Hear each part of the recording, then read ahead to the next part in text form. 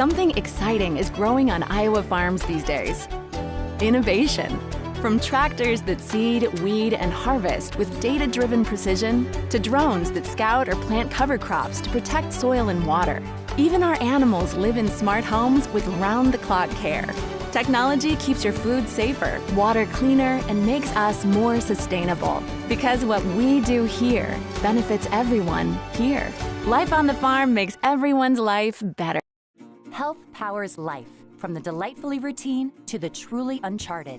Building a relationship with a primary care doctor is one of the easiest ways to stay healthy. So if you don't have one, get started with Mercy One.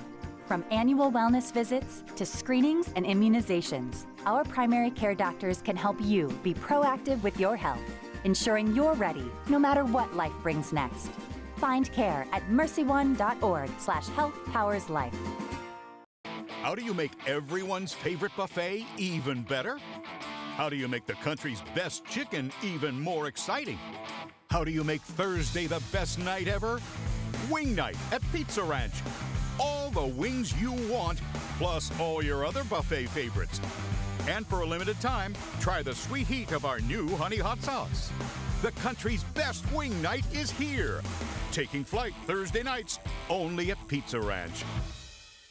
There's a kind of magic to making memories, to finding time for the little things and the big things, the new things, and the things you'll do over and over again.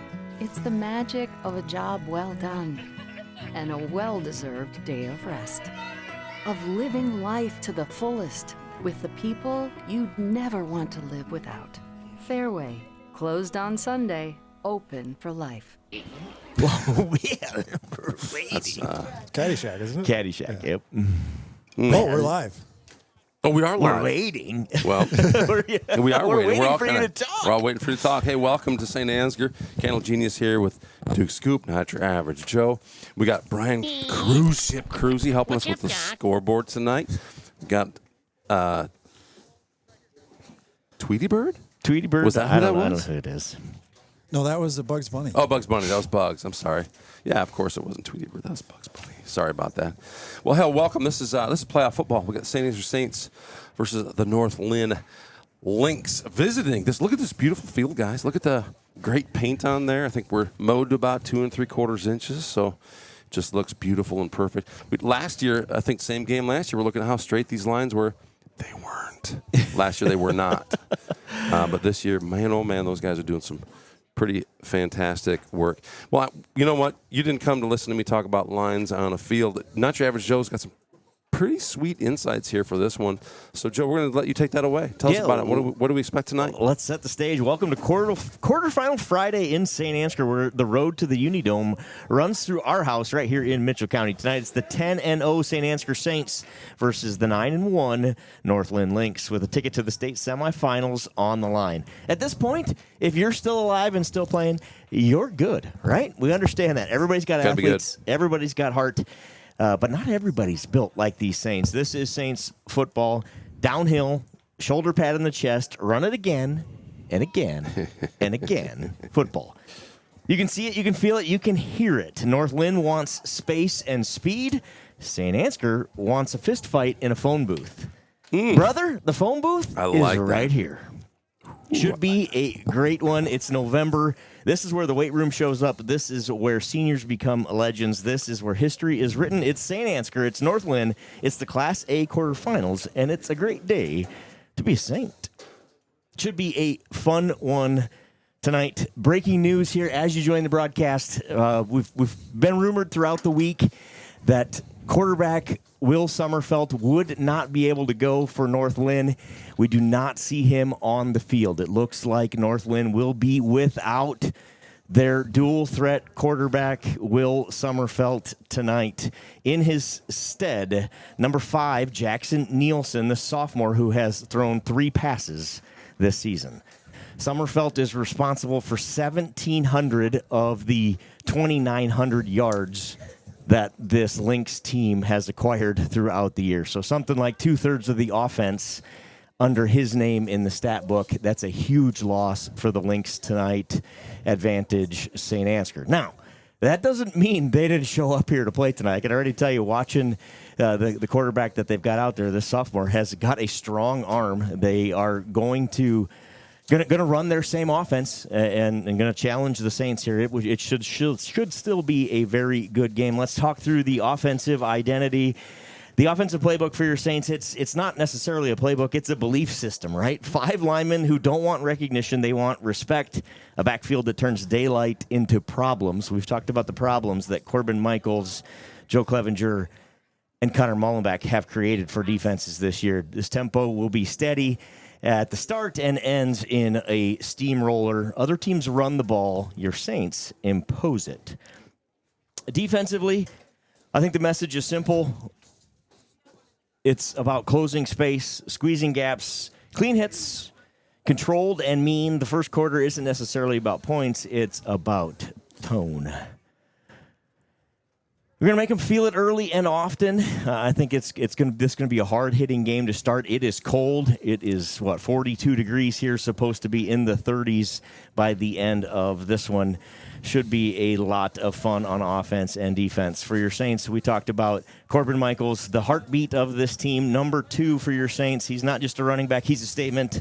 Downhill, explosive, finishes runs like he's offended that somebody tried to tackle him. We've seen that throughout the year. He's the kind of player where when he gets the football, the entire sideline kind of leans forward, right? To say, where's this one going to go?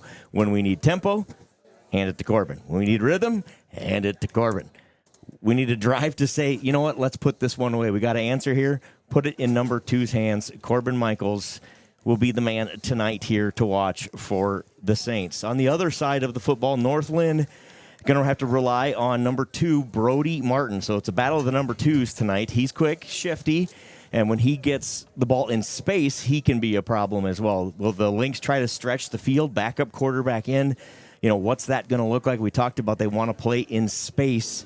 And with pace, can they do that without Will Sommerfeld? I think they'll have to lean on Martin in that ground game to start and then see if they can get their sophomore quarterback going here as they go to their backup quarterback here in the quarterfinal game due to injury here tonight in Saint Ansgar. So that's the storyline. I think it's number 2 versus number 2 to start this one. Should be a good one. Looking forward to a great night of football. We'd be remiss if we didn't mention, I don't know if you heard or not, but the Saints volleyball team won a state championship yesterday. Oh, my goodness. What a week for these Saints. Yeah, so we obviously we left this game last week knowing that the Saints ladies had qualified, right? So and I misquoted on that, I apologize, but the games were, now it's past tense, we know. Right? They were Tuesday, they were Wednesday, they were Thursday, and it was you lose, you go home. You win, you get to play the next night. And so 3 trips to Coralville, and how exciting was that to take 3 trips to Coralville? We got to do an audio broadcast, and what a special, special thing the Iowa Girls High School Athletic Union does. They do it so well. And Brian Cruz is here. He knows what I'm talking about. What a special deal. So I talked to Eric Bailey, who was the guy that did the IPBN broadcast. Yep. A friend of mine, and he was talking about, just wait till you see this. And kind of what he said was, the president of the girls' union, I said, hey, this thing, it needs to be special. It cannot be just a game, right? It has to be an experience. It has to be. And, man, it was over the top. Yep. Saints come out of that one. They come out, and they were a little bit out of sorts. It felt like Janesville had been to this point of that tournament before, and we know they have. Yep. And we had. And so that first set, we were just a little bit off kilter. Yep. But we found it and won the next 3, won a state championship, and what a night for these Saints. And, man, oh, man, the kids down there, the noise in that arena was amazing. So loud in there. And I'll talk about that. The one set that they dropped in the entire playoffs, right, was that first one in the championship game. And I'll tell you what, to me, that makes last night more impressive because that didn't go their way, right? Didn't play well, it looked like, from a non-volleyball guy just watching in the stands. Liz made some unforced errors, made some mistakes, and and Janesville, to their credit, played super well in that first set. And for our girls and coaching staff to get together and say, it's all right. Deep breath. Oh, man. We got this. Long way to go. We took the punch, right, that we thought they might bring. They brought it. We're going to go punch back here and go win sets 2, 3, and 4 and go home state champion. To do that, man, hats off to those ladies. Yeah, Coach Steph Beaver is just ice in her veins. I mean, she's just calm, cool, collected, and just, hey, we're not going to let that bother us. Let's go do our thing. Yep, Hey, for sure. We put this up. It's kind of a long read. We'll put that back up again. Thanks, Nick Hennington, for chiming in. I appreciate that. You know what?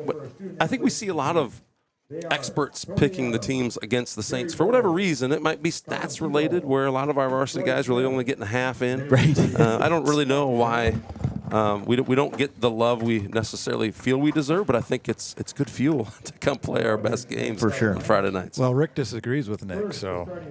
No, Rick, I think. Oh, Rick disagrees with Nick. There you go. Okay. And that's why we love it, right? And that's what it's all about. It's support your team and go for it. Let's talk about those keys to the game here tonight. I think one of those keys is who wins the first 12 minutes of this game. North Linn wants a track meet. Saint Ansgar wants a tug of war. The first quarter will decide the personality of this game. Can the Saints own the line of scrimmage early, stack up first downs, and make North Linn feel the contact? That's where I think it will change. Those first 12 minutes set the tone and control everything thereafter. Key number 2, make number 2 earn every yard. We talked about Will Sommerfeld not going to go tonight for North Linn. Backup quarterback in. I think they will go to Brody Martin, number 2. Early and often. Can they get him going? Can they get some first downs, get some consistency, stay ahead of the chains, so then they can start to open up some of that passing game? I think that's going to be their mission in those first 12 minutes as well. For the Saints, stay on schedule. Key number 3, stay on schedule, stay in identity. Our best play is the next carry, and then the one after that, and then the one after that. Doesn't have to be fancy, doesn't have to be cute, doesn't have to be sideways. Downhill, heavy pads, lean on them, wear them down. That's what the Saints do. I think we'll see that tonight as key number 3. Stay on schedule, stay in control. Win the line, win the contact, win the moment, punch the ticket. The road to the Dome goes through our house. As a reminder, that Dome game will be for the winner of this one. The winner of this one will play either at 10 a.m. or 1 p.m. Thursday of next week. Thursday. 6 days from now, those semifinals. We'll keep an eye on those scores throughout. From around the state tonight, you've got Linville Sully playing Wapsie Valley, Woodbury Central playing MMCRU, and West Sioux at ACGC. So we'll try to keep you updated on those scores as well. Going to be a great night of high school football here in Iowa. A couple quick things to note. This defense for the Lynx has 5 pick sixes. They have 5 interceptions returned for touchdowns. So keep an eye on that. They're going to run the shotgun spread, so you're going to see them do a lot like what Clayton Ridge tried to do right here, or I shouldn't say tried to, did do. They moved the ball pretty effectively against your Saints with that spread offense, quick passing game, and inside runs. You're going to see some of that as well. On defense, watch what North Linn does up front. I think that'll be one of the keys. They've traditionally run a 4-3 defense, so 4 down linemen, 3 linebackers. What we expect to see, what most teams will do against us, is take at least one of those outside linebackers and move them up and really make them a lineman, put them on the line. So we'll look for that tonight as well. Tonight's colors are presented by the Hale Penny Fuller American Legion Post 569. We're going to turn it over to the Stacyville American Legion here. They are going to present the colors here in Saint Ansgar.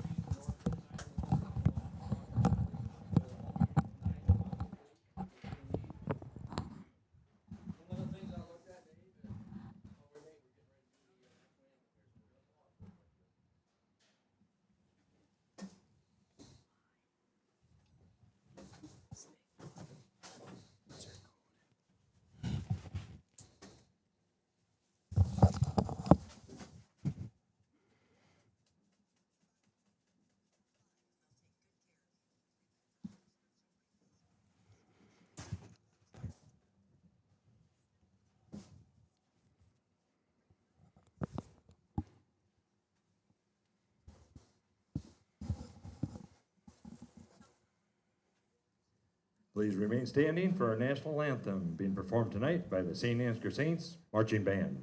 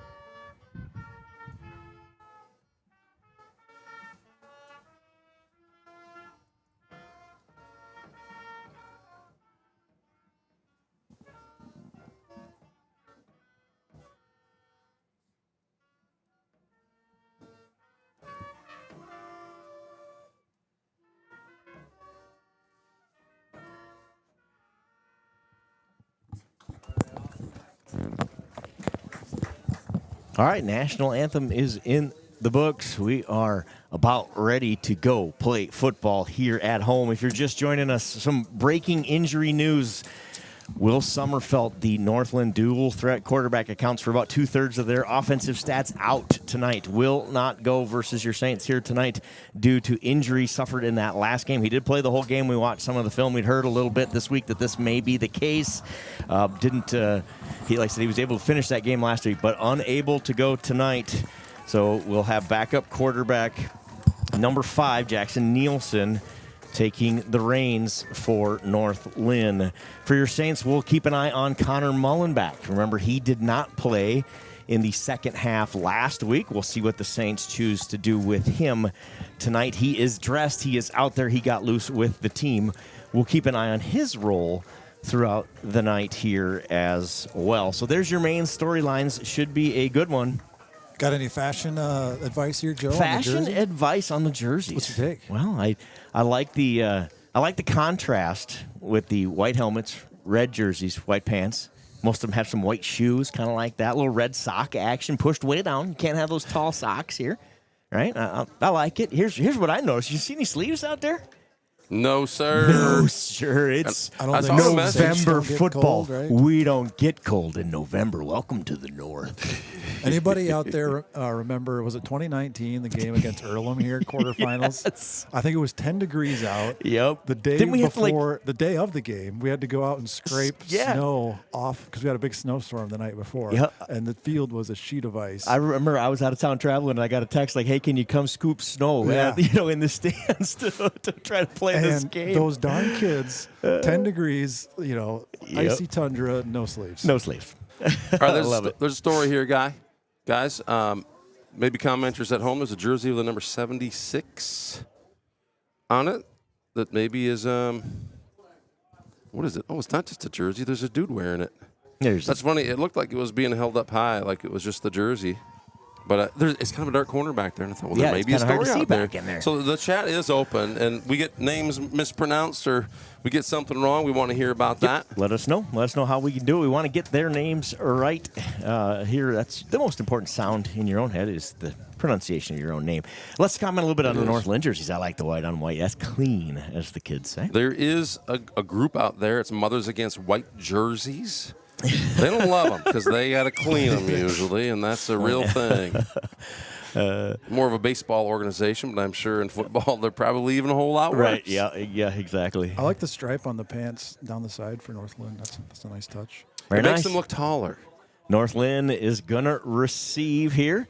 So North Linn, they win the toss and elect to receive. Interesting strategy. They want the football. They want to go on offense first. We've seen what this Saints offense has done the last 3 weeks. I think they've run a total of 4 plays on that first drive and have 3 touchdowns. We talked about it, Joe. North Linn wanting to get out to a track meet. So maybe that kind of plays into the logic, taking the ball first. Let's get the ball. Jolt down the field, get some points up early. Yep, Instead exactly. of letting the Saints kind of chip and run down the field like they like to do, set the tone. Yep, I think you're spot on. They're going to go try to set the tone themselves and prove that they can do this without Will Sommerfeld, the junior quarterback, injured last week, will not go tonight. Thank you to our friends at the Iowa High School Athletic Association for allowing us to stream this one. This will be the last video broadcast that we're allowed to do here during football season of Saints TV. If the Saints take this one to the Dome next week, we will plan to do an audio broadcast. Seems like our fans appreciate listening to the sweet, sexy tones of not your average Joe, I guess you might say. Porter Schweisow to do the kicking for your Saints.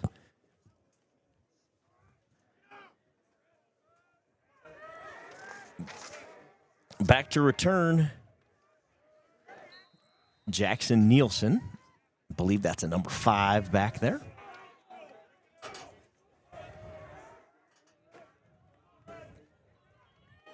Here we go. The road to the Dome. Quarterfinal game starts now. Nice kick. Schweisow takes a bounce. Nielsen gets it corralled and picked up. Going to go to that left side. Brought down around the 20-yard line. Number 8, Braden Wheatley on the return. That was Wheatley, number 8 on the return there. Joe Clevenger in on the tackle for the Saints. Connor Mullenback is out there. Offensive possession number 1. Well, Connor Mullenback in the game, number 7. We said we'd give you an update. He is out there on defense for your Saints. We got Boy Wonder out there on the North Linn side of the field in the end zone, or just past the end zone. And then we got Poncho on the other side. So thank you for those video shots, guys.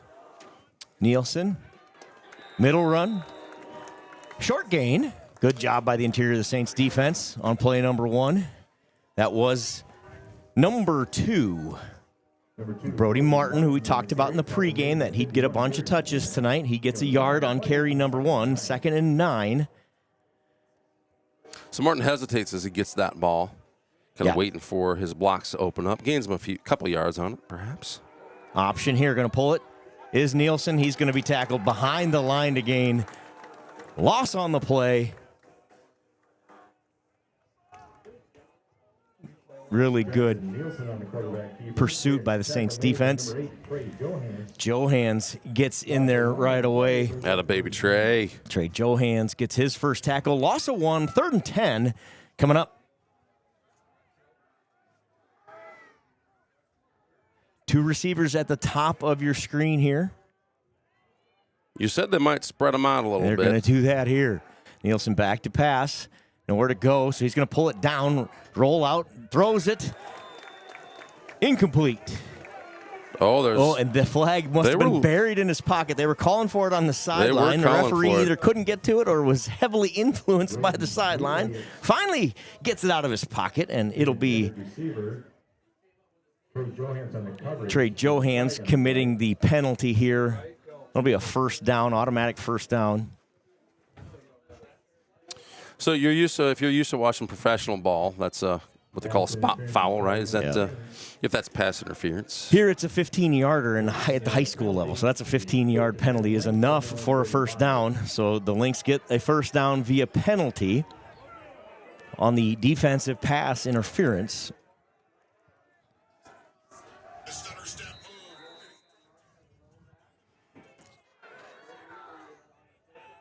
Ball at the 35-yard line, 1st and 10. Changing the play at the sideline. Nielsen has Martin in the backfield with him. Hands it off to Martin. Middle run. Nowhere to go. Short gain. Aiden Beeson. And Corbin Michaels combined for the tackle. Give him 2. 2nd and 8 coming up. For the Lynx, good job by the Saints defense here. They're going to have to contain Martin. Make them go get first downs via the air. Done a good job of containing the quarterback here. See if they can try to roll him out on this one. Nielsen, they are going to do that. Quarterback keep the whole way. Good job by the Saints defense again in pursuit there. Trey Johans.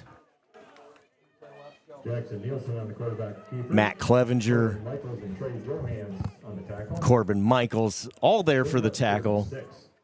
Seems like Johan's been a part of every one of these plays so far. Just a sophomore. Doing a good job in pursuit there. Makes it 3rd and 6 after a gain of 2 for Nielsen, the backup quarterback, in for injured Will Sommerfelt for North Linn. And a pass here. Complete on the sideline. First down to number 15, Rao, Waylon Rao. Does a nice job there of finding the empty space there in the defense. Connor Mullenback forces him out of bounds, but first down number 2 for the Lynx.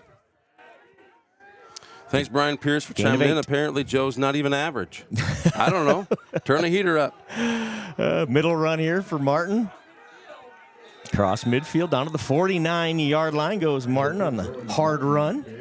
That's the most productive run of the night. Get a 5 on the play. He's 2nd and 5. Get a 5 on the play. 2nd and 5 here for the Lynx. Well, the Lynx have done a good job here. Good. I like the game plan coming out, establishing that ground game. Completed 1 pass, have a first down via pass interference call. Martin, middle run, has room to run, breaks a tackle. Inside the 40 goes Martin. Down to the 37-yard line. Brought down by Matt Clevenger and Corbin Michaels. Good bit of blocking there, a good bit of running there. Martin, tough to take down by these Saints. Yeah, the Saints are going to have to clean up the tackling there. It's kind of hard to find. Yeah. Not a huge back. And he finds a seam there and makes the Saints pay down to the 37-yard line. You get a motion penalty there. Pre-snap penalty going to go on the Lynx. It'll make it 1st and 15. Receiver at the top of your screen there. A little anxious to get moving. Boy, he was moving.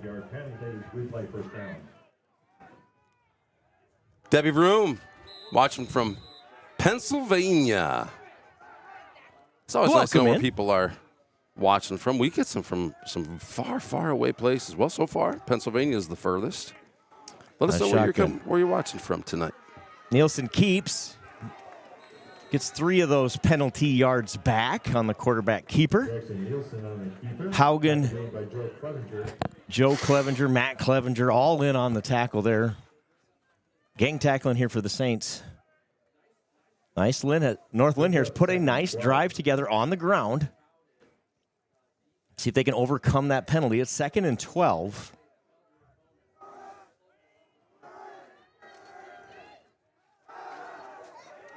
Nielsen knocked away. Connor Mullenbeck comes up big. That was intended for Rao. Mullenbeck says, not today, sir. Good job. Watch this right here. Mullenbeck reads it the whole way. Sees it coming. Just knocks it down. That was going to be a completed pass. Mullenbeck knocks it away. 3rd and 12. Big play in the early going right here. They don't need the first down, but they need 5 or 6 here to make it 4th and manageable. Definitely 4-down territory, especially the way these guys are moving this ball. Pass on the way, complete. Dropped it. It was in his hands, Wow. in and out of the hands there. He was open. The pass was good. And you can see the disappointment in his eyes having missed that one. Again? Number 8, Wheatley, Braden Wheatley. Just can't bring it in, and I think that's going to make it 4th and too long. The Lynx are going to punt it away.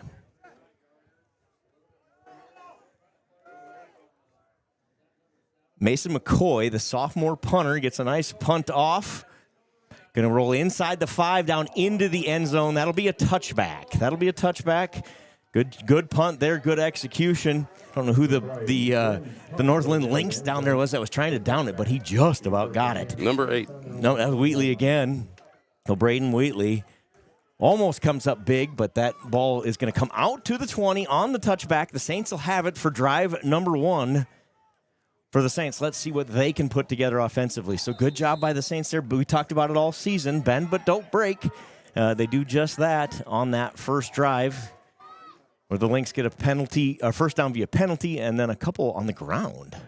Corbin Michaels, carry number 1 of the night. Corbin Michaels with a big gainer on carry number 1. He's got a first down for the Saints. Gain of 10, first down. Corbin Michaels on touch number 1. Great run by Corbin. You can see just by twisting his body and keeping his feet rolling like that, he picks up a few extra yards and finds his way to the first down marker and then some. Waylon Rao brings him down, but it's a gain of 10, almost 11, first down Saints. Out of the wishbone here.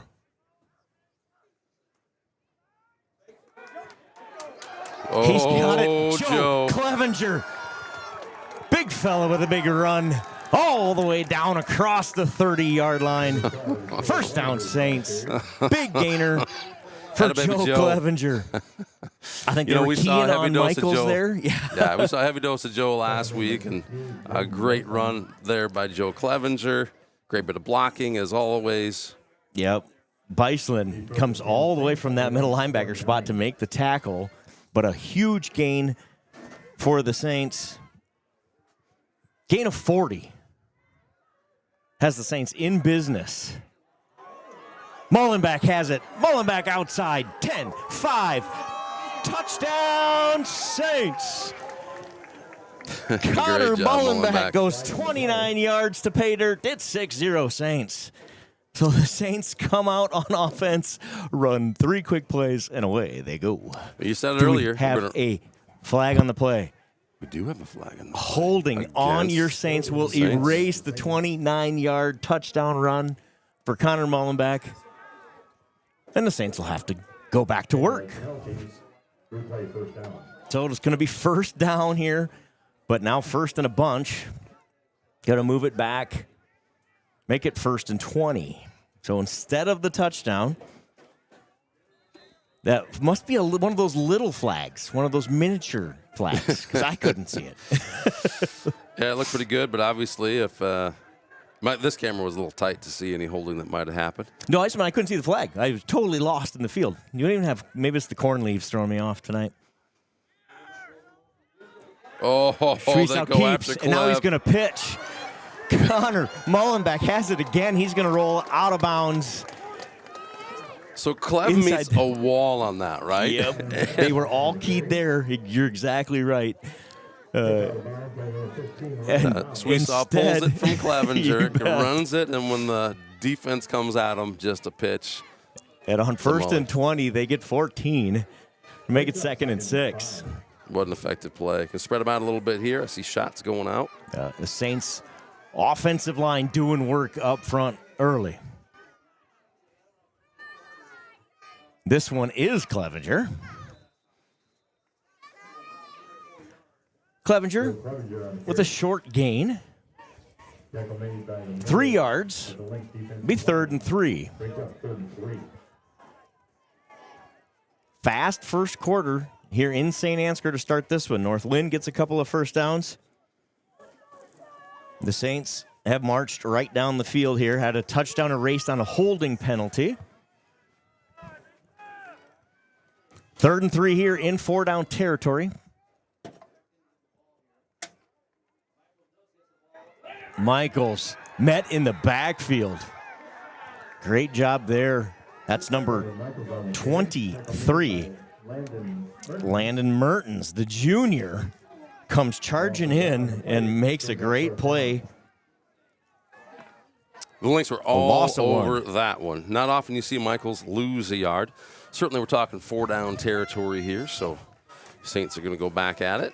Michaels loses a yard, makes it 4th and 4. The Saints are going to spread them out. 2 receivers at the top, 2 at the bottom. Michaels in motion. Going to pitch it to Michaels on the little toss. Michaels trying to get the edge. He gets it. 1st down and more. Corbin Michaels rolls into the red zone, out of bounds at the 10-yard line. Gain of 13, 1st and goal, Saints. You know, Joe, I was pretty sure we'd see some things tonight that we don't see a lot of throughout the season, and that's one that we don't get to see a lot of that play. Yep. Good job by Michaels there, just to uses his speed to get the edge. It's 1st and goal, Saints. And by putting him in motion, he's already got some speed built up before he even gets that ball in his hand. Yeah, exactly. Take advantage of that. Schwiesau under center. Handoff. This is Clevenger up the middle. Bruising run. Gain of 3. Be 2nd and goal from about the 7-yard line. Brody Martin in on the tackle. Gain of 3 on the play, be 2nd goal from the 7. The Saints already have 80 rushing yards in this game. Luella, thank you for chiming in from Mason City. Sorry, Luella, you're not the furthest away tonight. But boy, we're glad inside you're the here. 5. Mullenbeck down at the 1. It'll be 3rd and goal. Believe that was Connor. Watching those referees' arms, and no, not quite. Not quite. Right at the inside the 1, in fact. It'll be 3rd and goal. Zaid Shell, number 4, running the play in here for your Saints.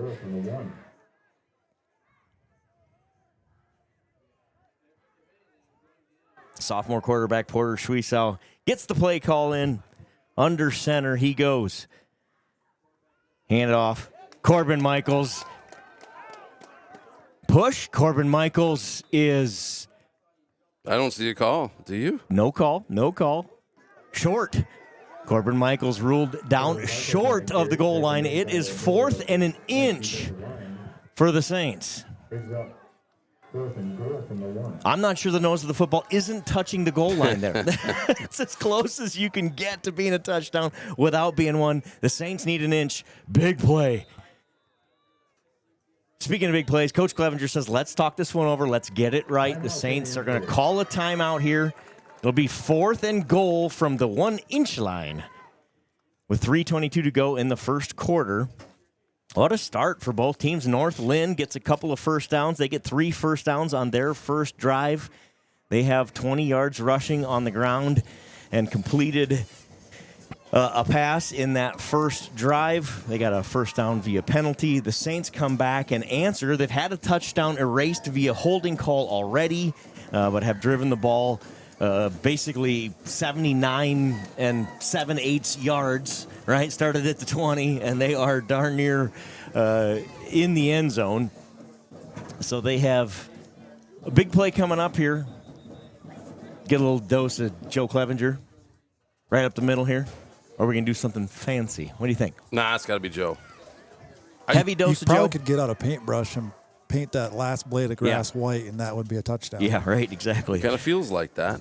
So a year ago, we just said the Schwiesau quarterback keep, but that Schwiesau was a little bigger than this Schwiesau. Yeah, and I don't. And last And year, our Porter's not lines are a small, little but he's crooked. not. I tell you what, they've hit Joe hard here at the line of scrimmage. And do you Yep. fake a handoff to Joe and just let this quarterback find a hole?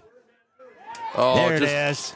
Touchdown, Saints. Corbin Michaels. So crash package there. I don't know if I didn't see it before the play. indeed. The crash package has Andrew Hall there at fullback. Clevenger in at that tailback spot for Mully. They both make a huge hole, and Corbin Michaels dives into the end zone. It's 6-0 Saints on the Corbin Michaels 1-inch touchdown plunge. Great drive by these Saints to find their way into the end zone. We're going for a 2-point conversion here.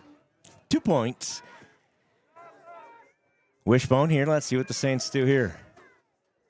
Going to give it to Mullenbeck. He waits for a block to develop and gets in for 2. 8-0 Saints on the strength of a Corbin Michaels touchdown run and a Connor Mullenbeck 2-point conversion. It's 8-0 Saints. 3:19 to go in the first quarter.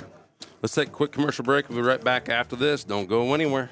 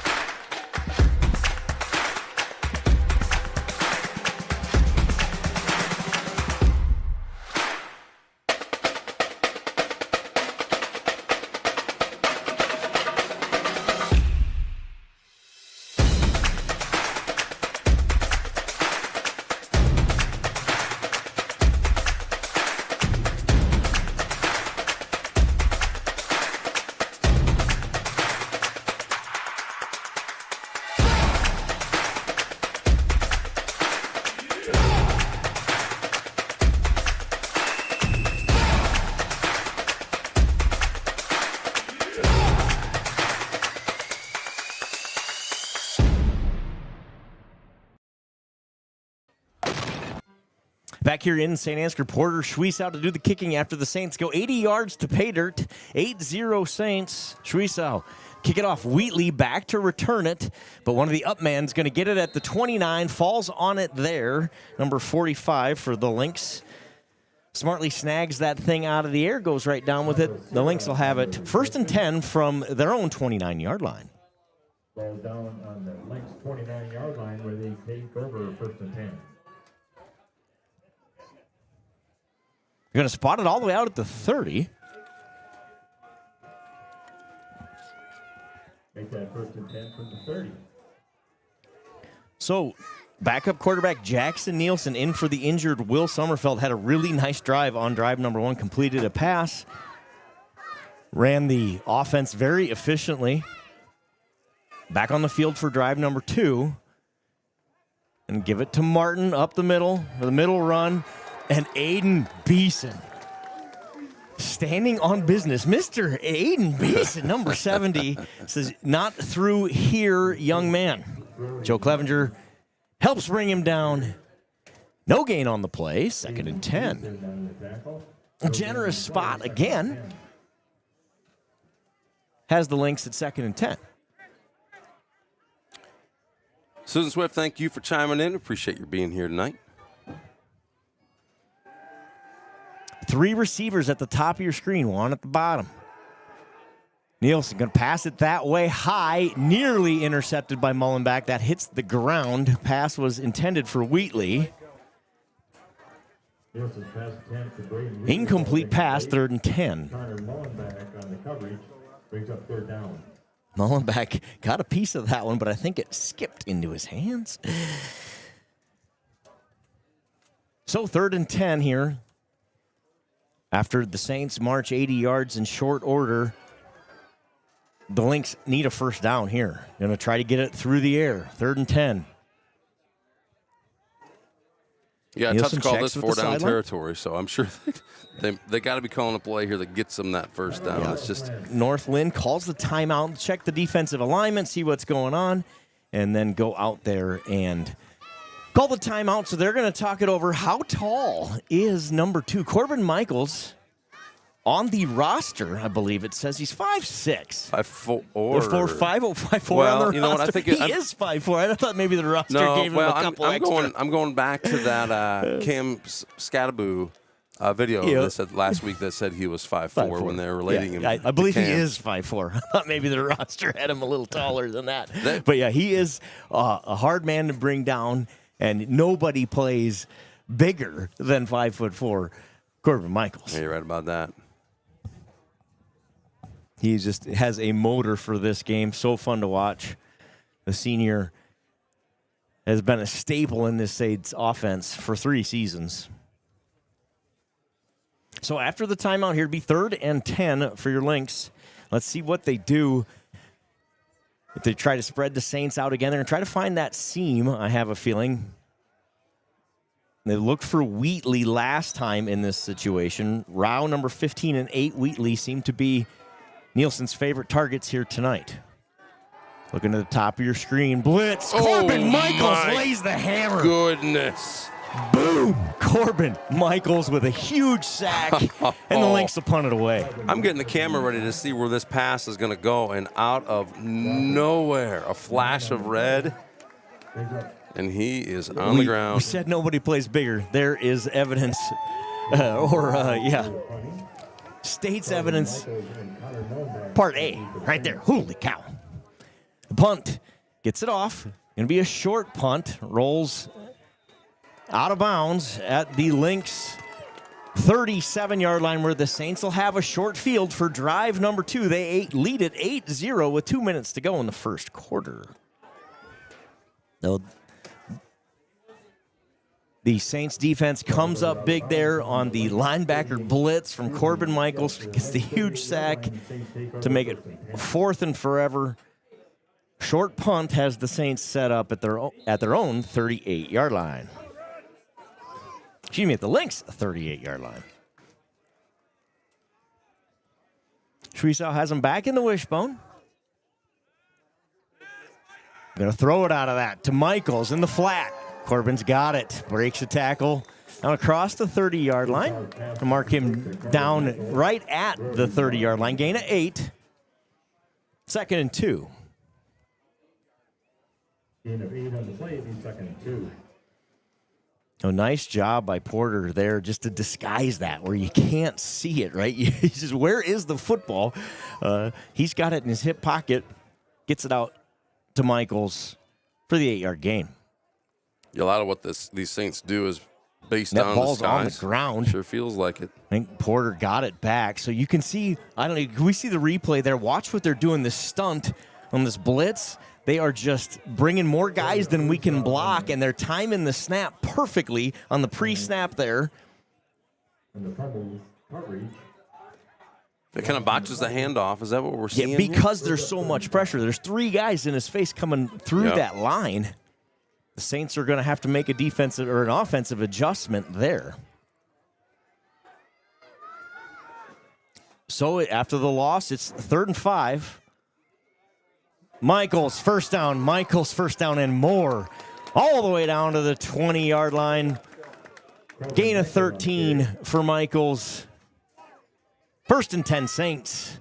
They go back in the red zone here. Ball right at the 20-yard line. Good blocking up front by the Saints offensive line there. 10 Saints on the Lynx 20.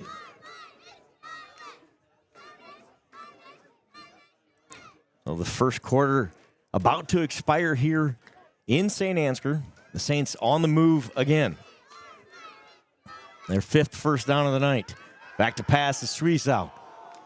Has a man. That's Seth shots into the end zone. Touchdown, Saints. Great play by these Saints. Great call by the coach. Shots for 20 and a touchdown. 14-0 Saints. We'd have a flag on the play. Roughing the passer is... Well, no, What? that was against the Saints. They called it on the... He's pointed our direction, but I don't know, how do you rough your own passer? That's what he called, right? Touchdown reception from Suizao. Flag on the play was roughing the passer Yeah. against the Lynx. Okay, he just pointed the wrong way. Roughing the passer on the Lynx, so the touchdown will count. I didn't see Yeah, the but he hit on corrects it. He's Porter, because but they're hopefully- over there asking, like, wait a minute, you said it was a penalty on the Saints. Like, he corrects himself there. That is roughing the passer. After the touchdown pass. House divided, Saints and Lynx. I love it. Keep the peace at home. 2-point conversion. Pass attempt. Suizao makes a man miss. Going to throw it into the hands, just out. In and out of the hands of Connor Mullenback in the back of the end zone. Good job by Suizao to keep that alive. Just throws it on the run. A little out. Let's see here. Let's watch. We're going to get some look. That's a great move right there. And it's just a little out in front of Connor Mullenback. Incomplete. 14-0 Saints.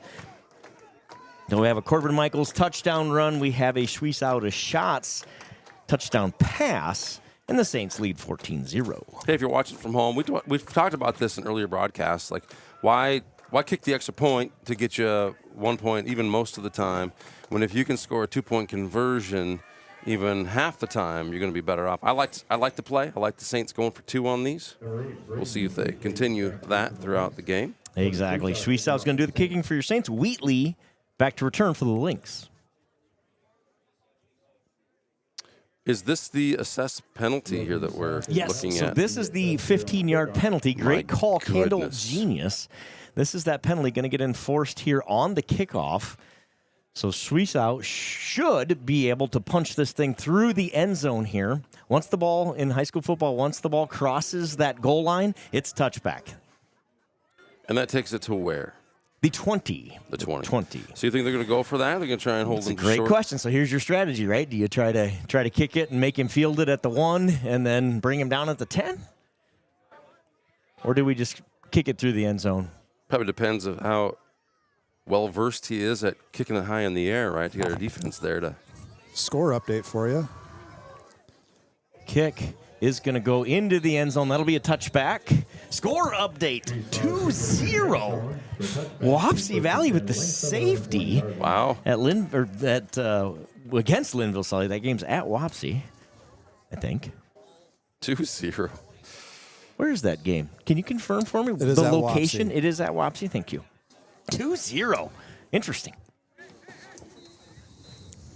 Patricia from Oregon. Thank you, Patricia, for chiming in. People from all over the country tuned in here to Saints TV tonight. We appreciate all of you. 21 seconds to go in the first quarter. The third drive of the night about to get underway for the Lynx from their own 20-yard line. Nielsen, the backup quarterback in. North Linn's Sommerfeld out tonight. Handoff to Martin. Nowhere to run for Martin. Again, the interior of that Saints defensive line. Saw Chase Haugen in there. Derek Heeman, the first man to the ball. No gain for Martin. It's 2nd and 10. And that's the end of the first quarter. That will do it for quarter number 1. The Saints lead it 14-0 on the strength of a Corbin Michaels touchdown run and a Suizao to shots touchdown pass.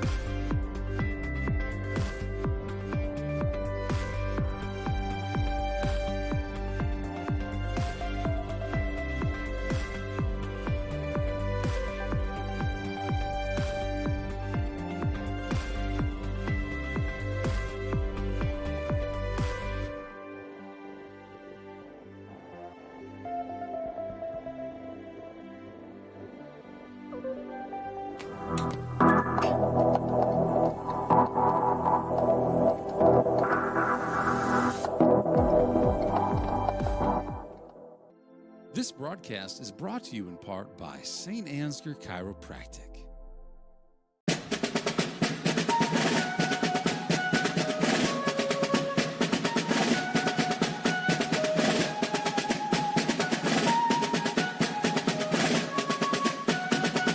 And 10 for the Lynx as we start the second quarter.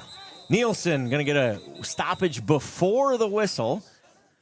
False start, procedure penalty on the Lynx. That'll make it 2nd and 15. False start is called against the Lynx.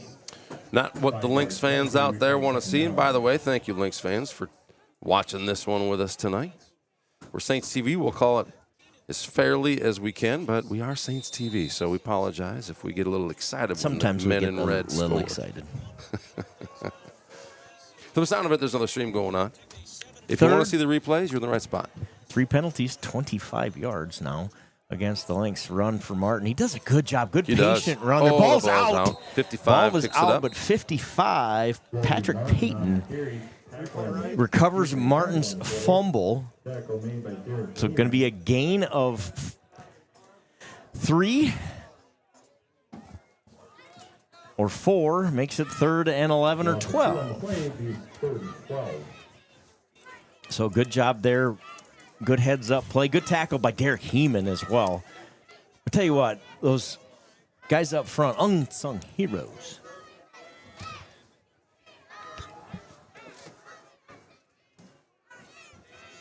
Third and 12. Nielsen back to pass. Here comes a blitz from Clevenger. They pick it up. Intended for Wheatley. Incomplete. Was that Johans out there in coverage? He was stride for stride with Wheatley. One's a little too strong. Incomplete. North Linn's going to punt it away. So the Saints force their second straight 3-and-out. ACGC leads West Sioux 14-13. MMCRU all over Woodbury Central 21-0 in the early going there. Wapsie Valley scores. They make it 9-0. Punt. Short punt again. Saints jerseys, beware. Everybody scatters. The Saints will have a very short field here. They're going to have the ball inside the 35 of the Lynx for this drive. 11:04 to go in the second quarter. And the Saints can really put the hurt on in the early going here. They're going to have the ball at the 30-yard line. Of the Lynx here, leading 14-0.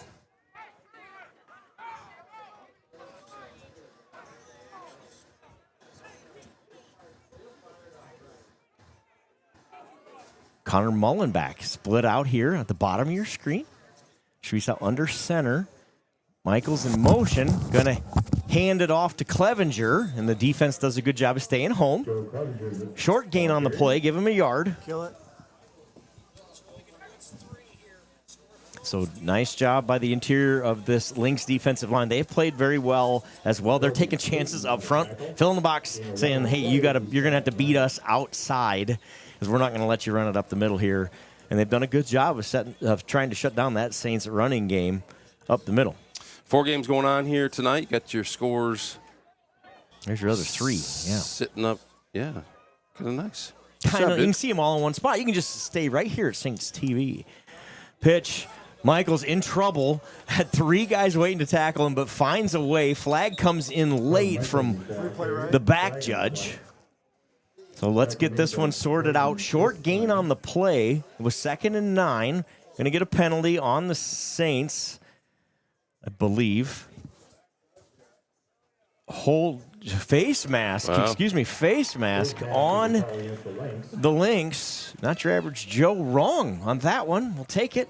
Happy to be. I was about to ask you, why would you assume it was on the Saints? Because I wasn't sure what direction that was going. I saw this. I was trying to read the man in the white hat's body language. He was kind of pointing that way, but instead it's a 15-yarder. That's trouble for the Lynx. The Saints have it at the 13-yard line, 1st and 10. Mullenback back in his normal spot, the running back spot. This is Michaels. Michaels inside the 10, down to the 7-yard line. They mark him down at the 8. Gain of 5 for Corbin Michaels on 1st down. Makes it 2nd and 5. The ball inside the 10 here.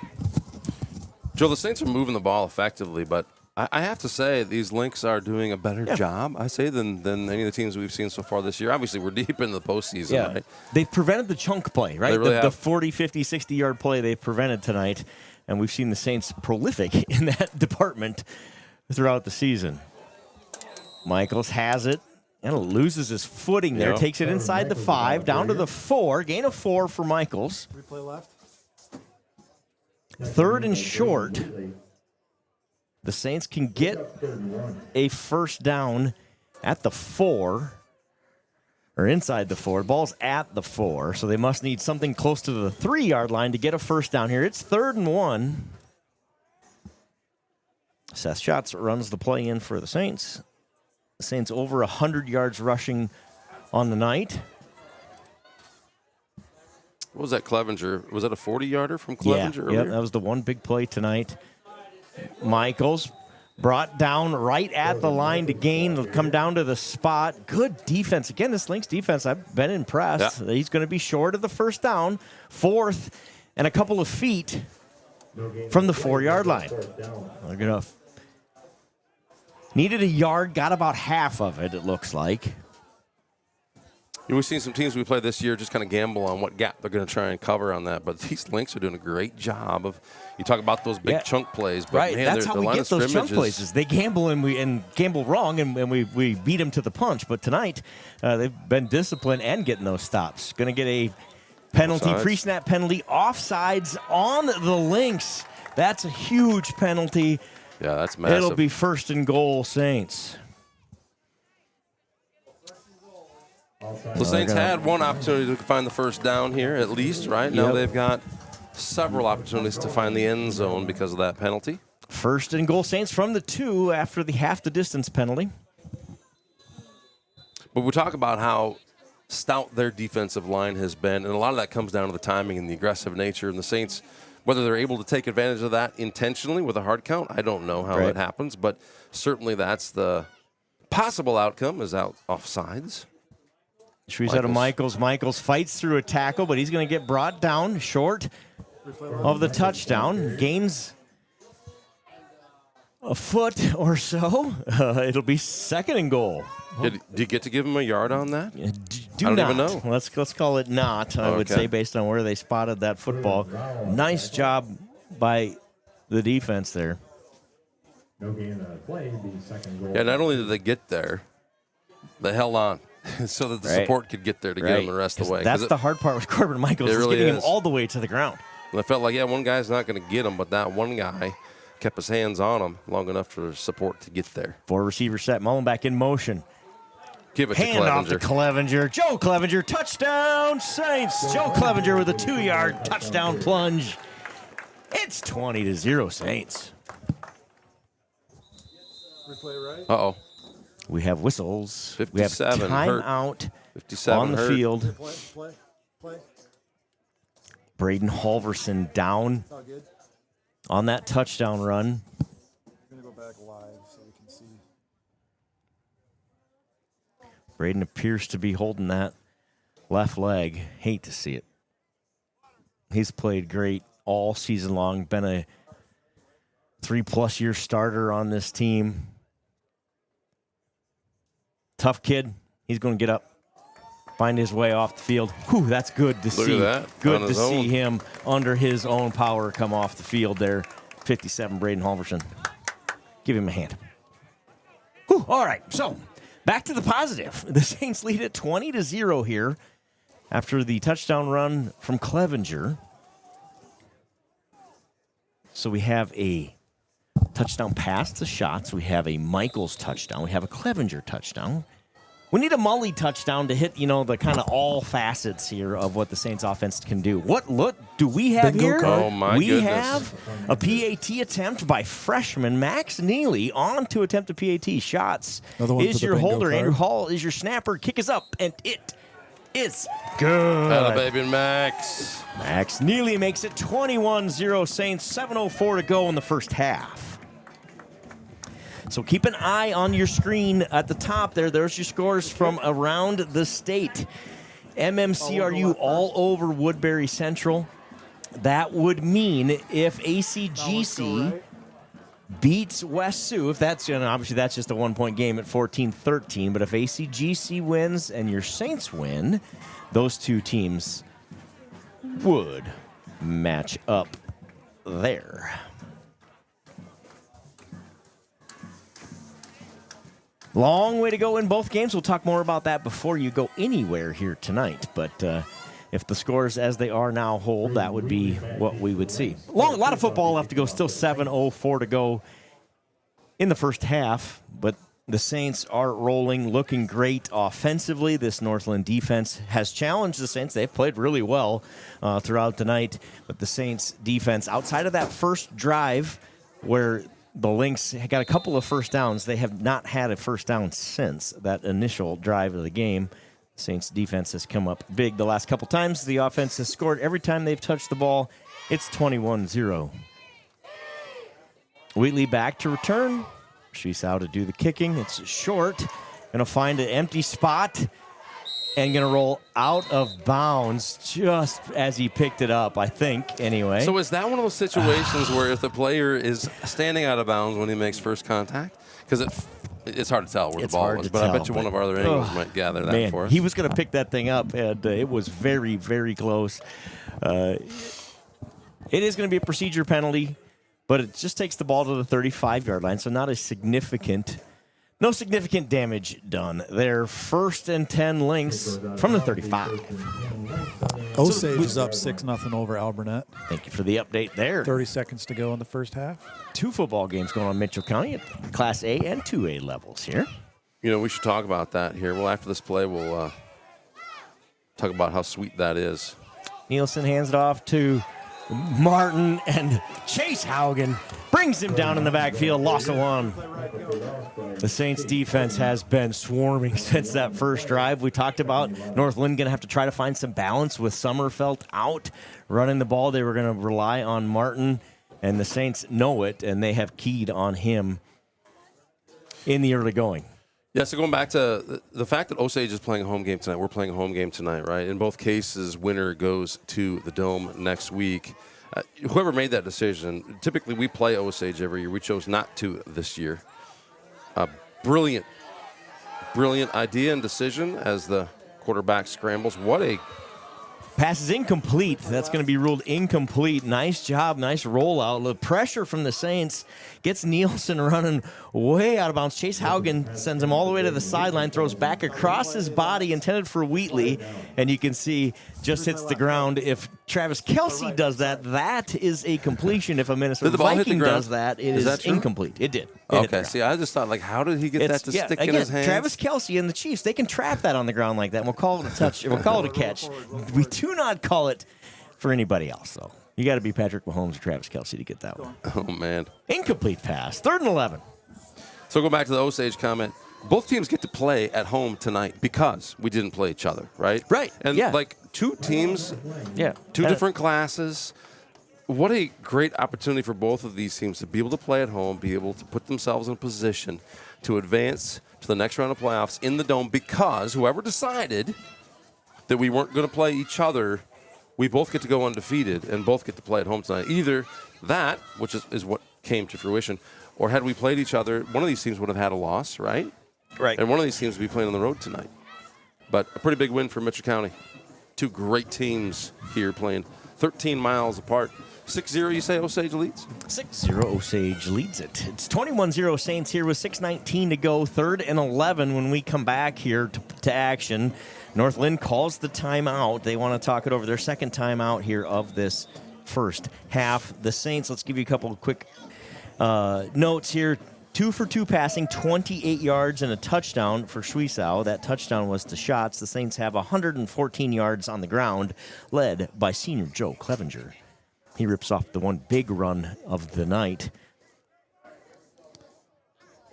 3rd and 11. Nielsen has a back on his hip. Going to roll out to the right. Here comes Corbin Michaels. Corbin Michaels with a big hit, but he delivers it. It's caught. Rao with the catch and the first down. Nice job there on the completion. Nielsen took a huge hit from Corbin Michaels, but gets it completed to Rao. Over the middle, shots brings him down, but it's first down for North Linn. Great The pass, 49. great catch, and to do it under that kind of pressure makes it just that much more impressive. And the Lynx needed that one. After the Saints forced 3 and out the last 2 drives, this is a handoff to Martin up the middle. Gain of 1. Going to fall ahead for an extra. Brody Martin brought down by Joe Clevenger, Corbin Michaels. Give him 2 yards. 2nd and 8 coming up. He runs hard, especially, he kind of reminds me a little bit of Michaels in that he's not a huge guy, but he runs much bigger than he is. Oh, it does like it doesn't come back. Come back to the Raiders. So 2nd and 8 here.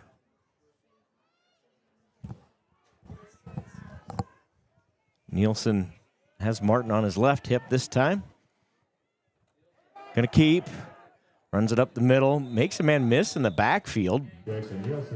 Gaining a yard on the keeper. Joe Clevenger in on the tackle. 3rd and 6 here. Under 5 to play in the first half. 4 down territory, down 21. Likely. I think so. Let's see You came what to the win, Lynx right? do here. Yep, exactly. I mean, your record doesn't matter at this point. Wheatley in motion. Back to pass. They could sense it. The lineman could sense the screen, so they stay home.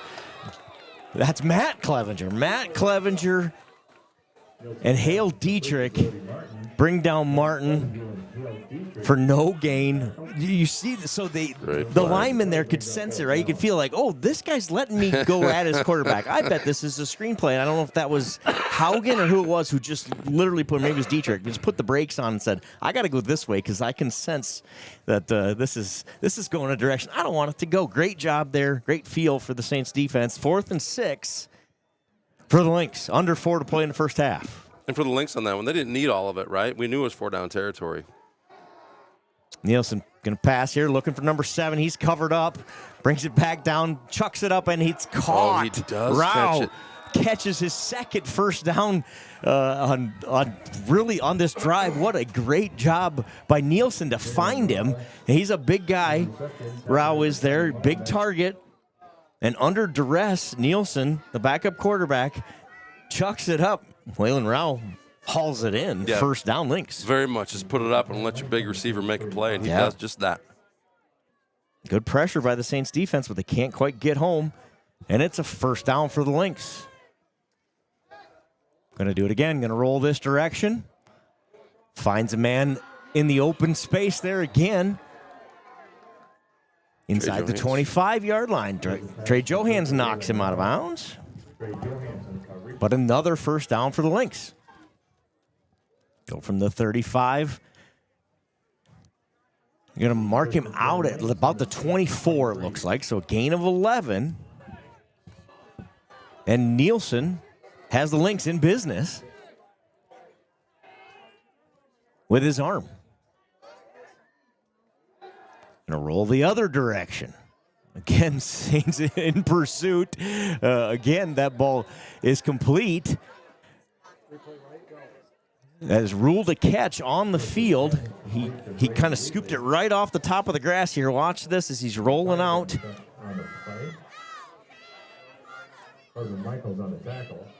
Good job by the receiver to go down and get it. Great camera work there for your Saints defense. Ruled a catch on the field.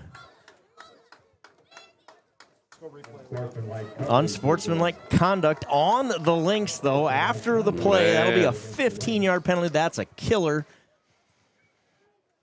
Going to push it back to the 30-yard line. Not sure what went down on that one. We were watching the replay, but... Yeah, it's an unsportsmanlike conduct penalty, so my guess is some words or some pushing after the play, perhaps. Makes it 2nd and 17 now, all the way back at the 31-yard line. The Lynx back to the air. They've given up on that run game. Johans there on the tackle, but a gain of 7. Johansson's everywhere tonight, Joe. Yes, he is. Wheatley, the receiver there. 3rd and 13, 2:20 to go in the first quarter. Or in the first half, excuse me. It's quarter number 2. Michael Bell's watching both Mitchell County teams tonight. Not from Mitchell County. Waylon Rao at the bottom of your screen here. Confusion, and the Lynx called their last timeout with 2 minutes to go in the first half. They used timeout number 3. The 3rd and 13. They've converted a 3rd and 11 and a 4th and 8 on this drive already, have the Lynx. Yeah, it's been a great drive for them. That penalty really, really hurts them. I have no idea what that unsportsmanlike contact or conduct is, but is that Fritzalicious? That is Fritzalicious. He's on the giving dial some it direction. down. I think he's giving some coaching there. It for looks that like he's involved. Trying to help him out. Fritz is a nice guy like that. He is a good guy like that. Fritzalicious, St. CB contributor, does a lot of work during the baseball season. The guy knows baseball. Like he does. He can sense. He can predict a lot of in much the same way not your average Joe does here for football. It's a lot of fun to listen to that guy. Stat of the night here: the Saints lead it lopsided on the scoreboard at 21-0, but the overall yards, the Saints have 142 yards. The Lynx have 81 yards of offense. How many yards for the Saints? 142 yards of offense. They had those 2 short fields, right? The short fields, Taking advantage of those short fields, where the Lynx have driven the length or driven into Saints territory, but have not been able to score. It's 3rd and 13. Wheatley going to roll to his right. Oh, boy. Nielsen, excuse me. He's brought down in the backfield, sacked by Chase Haugen, and Joe Clevenger could not get one off there. Huge loss on 3rd and 13. Going to make it 4th and 20. Great play. Clevenger. Love it. Love it, love it. Flies in to the rescue. That's a beauty. It was. So under a minute and a half to go in the first half. It's 4th and 21. Big play here on 4th and forever. We've seen Nielsen make some magic on these plays. Here it is. Gonna chuck it. That ball's tipped. That ball is tipped, and it's incomplete. The Saints will take over as the Lynx turn it over on downs with 1:10 to go in the first half. No flags. The flags have been hard to see tonight. They have been so hard I had to to see. hold my breath for a second, but no flags. Clevenger in on the pressure. Somebody at the defensive line level got a piece of that, perhaps. Maybe that was Clevenger. I'm not sure. But somebody altered that pass. Comes up short. So the Lynx come away empty. The Saints will get the ball to start the second half. Timeout. Try to. They don't have any of those, so they can't take those, sir. So maybe that's not a timeout. Schwiesau keeps. Penalty. Looked like he grabbed him by the face mask, Sure perhaps. did. So another 15-yard penalty on the Lynx. Their 3rd of the night. And all of a sudden, the Saints will be near midfield.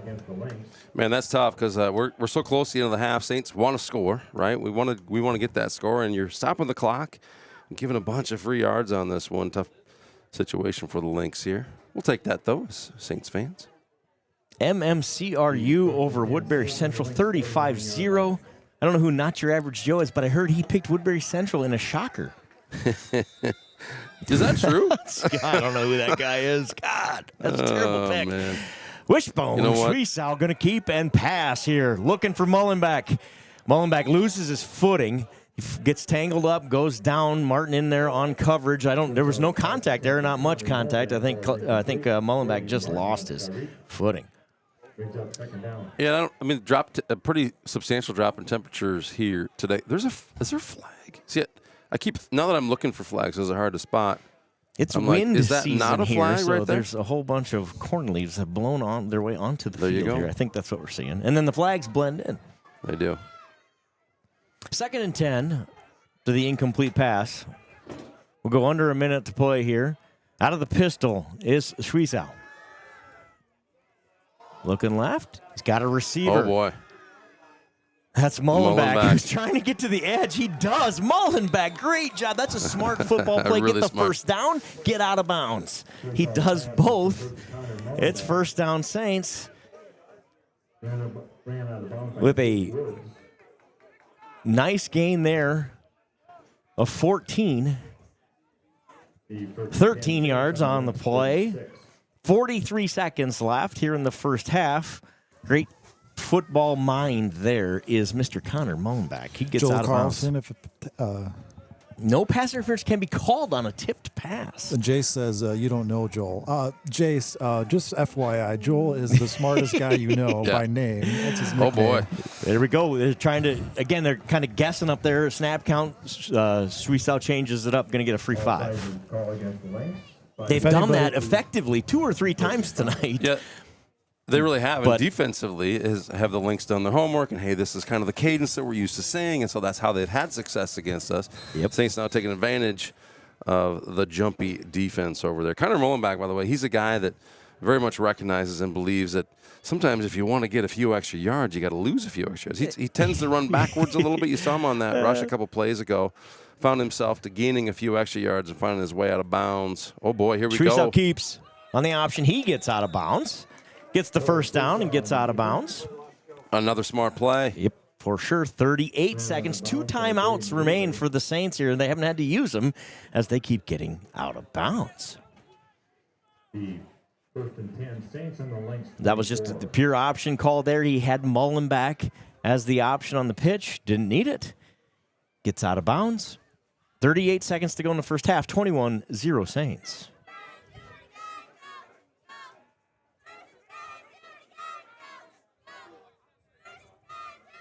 Suisal surveys the defense. Take the snap. Going to fire it out to Corbin Michaels. Michaels makes a man miss. Corbin Michaels rolls ahead for a nice gain. Timeout, Saints immediately on the sideline. Coach Clevenger gets the timeout after the completion there. That's an 8-yard completion from Suisal to Michaels. So it'll be 2nd and 2 with 30 seconds left. The Saints have 1 timeout remaining. The ball is at the 16-yard line. So the Saints can really break the back of the Lynx defense here. Score to end the first half here and then get the ball to start the second half. And it goes from, in a couple of minutes of football, potentially, right? Keep this one in mind. It goes from the Lynx knocking on the door to score to cut the lead to 2 touchdowns. And, you know, the next time they get the football, potentially anyway, it's 35-0 Saints. That's a backbreaker if the Saints can execute here. Long way to go yet. Like I said, they are at the 16-yard line. It is 2nd and 2. They have 1 timeout left and 30 ticks on the clock.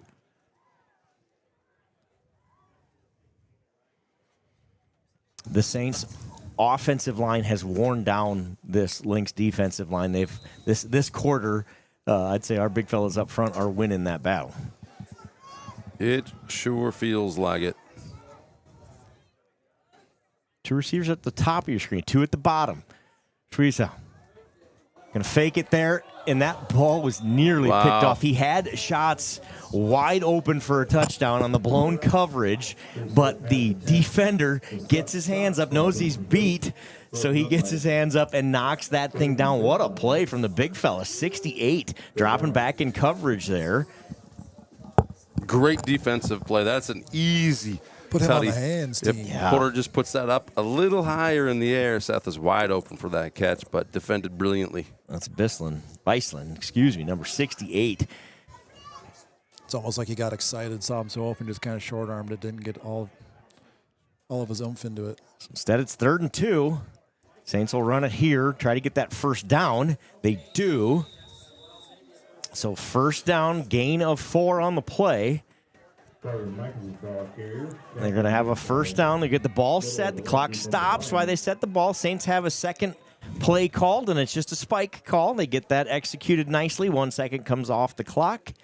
So it'll be 2nd and 10. The ball will be placed, looks like something around that 12-yard line, 12 or 13-yard line. Our perspective from this spot isn't great, but Smart to preserve that timeout. What do you think you see here, Joe? If the Saints don't make it in the end zone, they have a timeout remaining. Do you think we try a field goal? Yeah, perhaps. Porter Schweisow has kicked one from about here from a PAT perspective. Max Neely has been the PAT kicker the last couple of weeks, and looks like his leg's pretty strong, too. I think the Saints will throw it a couple times. You're going to see one of them right here, looking for Johans in the corner. That ball is picked off. What a catch by, holy cow, who is that? 15. Rao, Waylon Rao with the one-handed interception to turn the right Saints away. Wow. Did I get that number right? Let me check on that. Yeah, 15. You got it. Look at this. Look one at hand. That. What a great. Defensively, he's in position, right? Yeah. There's really no. It's going to be hard for Johans to catch that and stay in bounds. But to get one mitt up there and grab that ball out of the air, right. What a great defensive play. Two great defensive plays here by the Lynx. Yep. So there you go. The Lynx needed a big play there. They get it. Let's see what they do with just 12 seconds and no timeouts. They're just going to take a knee, and we're going to go to the half. The Saints lead it 21-0. This has been a good game. The Lynx have moved the ball at times. They get the only turnover of the game goes their way to turn the Saints away at the end of the first half there. The Saints do get the second half kickoff, where we will be right here bringing you all the action. If you see the scores there in the top of your screen, Wapsie Valley leads Linville Sully 9-8. ACGC over West Sioux 14-13. That game started out fast, has slowed down since. MMCRU Woodshed time 35-0 over Woodbury Central. Here we go. What do we have here? See some pink hats. How do you earn those pink hats? I'll tell you how. You win yourself the pink hats. A state championship. Your 2025 Class 1A state volleyball champions, the Saint Ansgar Saints. What are we doing here at halftime with these ladies in their pink hats? Looks like maybe we're going to have a little parade here. Should we stay right here so we can catch it? Let's do it. Let's stay right here to talk a little bit about there's your yardage, 174 yards of offense for the Saints, 67 yards for North Linn. They had a bunch of negative plays, right, at the end of that second quarter that really hurt them. That 15-yard penalty when they had it second and short. Instead, it becomes second and very long, and the Saints force some turnover on downs. That really is the turning point in this game. North Linn comes up big defensively right at the end of that first half, turning the Saints away. What's the World Series score? In the end zone. We have adoring fans here want to know what the World Series score is. I believe the Dodgers have won. Here you go. Saints volleyball team on the track. I'd like to recognize a truly incredible accomplishment in Saint Ansgar athletics. Please join me in congratulating your Saint Ansgar Saints volleyball team, the 2025 Class 1A state champions. Under the leadership of head coach Steph Beaver and staff, the Saints put together an unforgettable season. They finished with a perfect 7-0 record in the top of Iowa Conference play, going 21-0 in all conference matches. Overall, the Saints complied an impressive 31-4 record, winning 78 sets while dropping only 13 all year. Last night in Coralville, the Saints capped off a historic run by defeating Janesville in the state championship match 3-1. This remarkable group of athletes has represented Saint Ansgar with class, determination, and heart, showing the entire state what it means to be a Saint. Fans, give a loud round of applause for your Class 1A state champions, Saint Ansgar Saints volleyball team. Congratulations, ladies. You have made Saint Ansgar proud. What a fun run that was to follow that Saints volleyball team throughout the year. The number one ranked team from about midway through the season. They proved it. Last night they come away with their Class 1A volleyball championship, the first in program history. Congratulations, ladies. Our girls' high school athletic union. Well, she's there thanking everybody, thanking the crowd. Couldn't do without crowd support, right? A lot of kids there, a lot of fans, a lot of noise. How fun.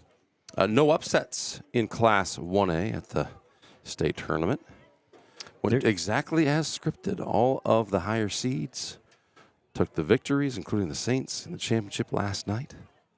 What fun. Fun, fun, fun. Look at that stat on your screen. Back to football here. 8 penalties, 77 yards for the Lynx. That's a killer. That's killer. You just can't do that in a playoff game. They have 3 15-yard penalties and unsportsmanlike conduct and 2 15-yard face mask penalties. Saints have a pass interference and a false start, perhaps? I can't remember what the other one even was. Doesn't matter. Should we go to break, gentlemen? Pay some bills? Let's pay some bills. We'll be right back. Turn it up. These...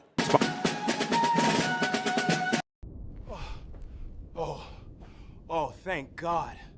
Please tell me you brought Paradise Pizza.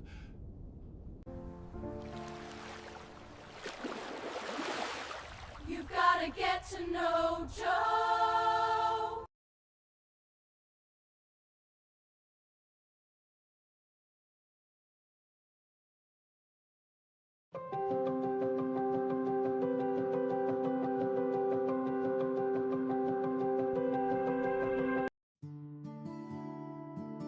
Town & Country Insurance Agency is a proud supporter of Saints TV. Sometimes you just feel out of your element. That's when you call in a local team who knows the lay of the land. Because even when you don't play it perfectly, you've still got the team behind you. At Saint Ansgar State Bank, we're that team. For your savings, for your business, for your next big leap. So whether you're spiking air, eating sand, or launching your goals, don't go it alone. Saint Ansgar State Bank, your winning team, your local bank since 1891. Fleece and milk house candles. It's cold in here.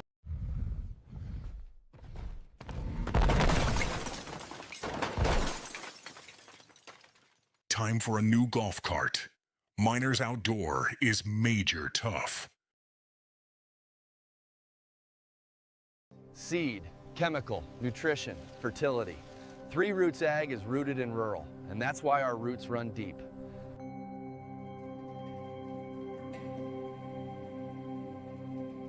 Hey, Mom. Better call Adams Painting and Drywall again.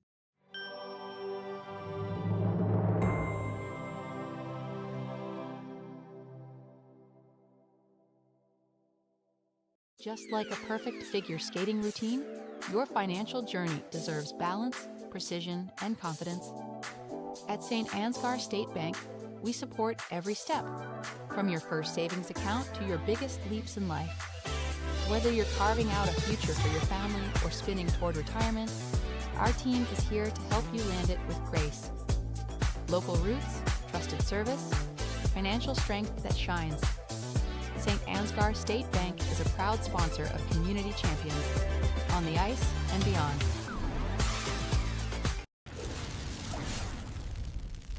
When you need a hero, contact the boys at Al's Electric in Saint Ansgar.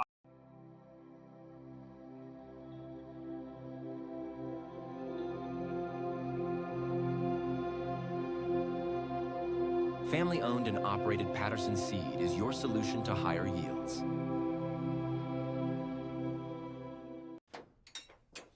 Cars hit me all the time. Luckily, Charleston Body Repair fixes you up fast.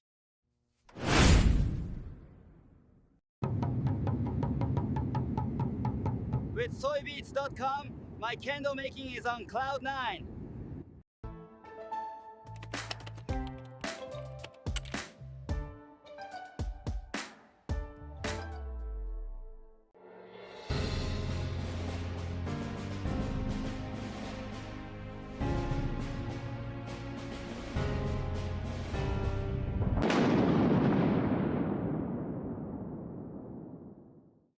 Harvest is right around the corner, but Farmer State Bank is more than just a bank for farmers. So whether you're a small business owner, a student, or a family, FSB is the right financial solutions for you. We are a family-owned local community bank with 7 locations across North Iowa. Visit one of them today or check out our website at fsbbanks.com.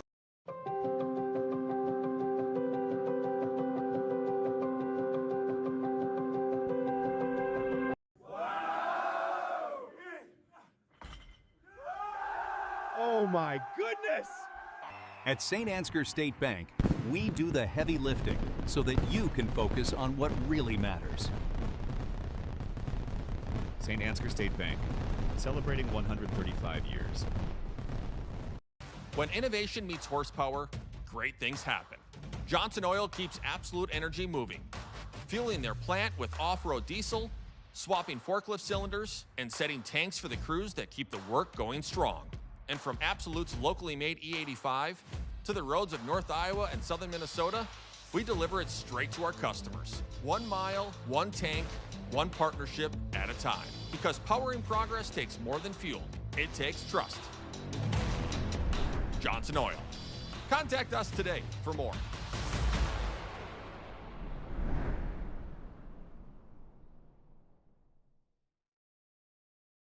Before I knew Joe. Before I knew Joe. Before I knew Joe. Before I knew Joe. Before I knew Joe. Before I knew Joe. Before I knew Joe. Before I knew Joe, buying crop insurance was hard. There's a better way to buy crop insurance. You got to get to know Joe.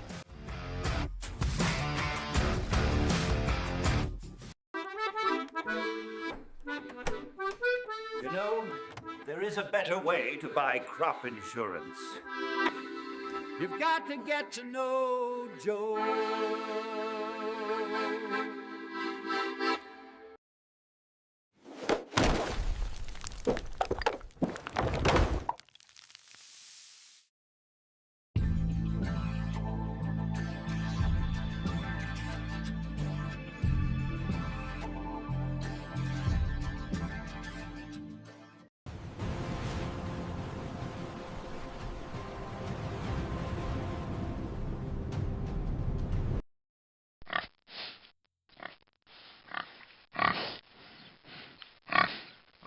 Take care of your spine.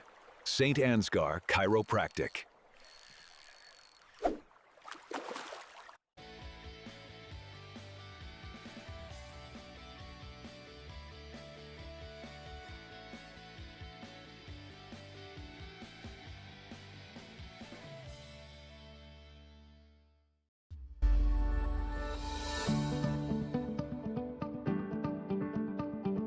Focus Insurance Team. Safeguarding our neighbors in northern Iowa and southern Minnesota from risk. It's Saints TV's goal to bring the game to those who are unable to cheer from the stands. Watching the stream is free. Creating it is not. Please consider donating to our cause through our donation partner, Give Butter.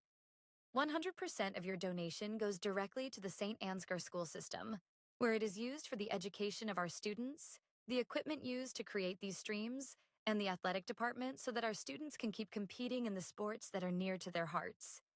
Thank you for supporting Saint Ansgar, and thank you for giving butter. Fuel up, champ. Life's better when you give butter.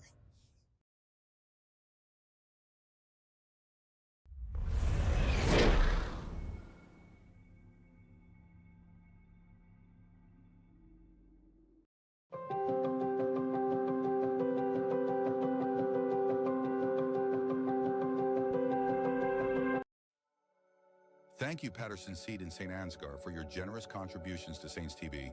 For more information on how Patterson Seed can help you get higher yields, contact Mike Patterson at mike@pattersonseed.com.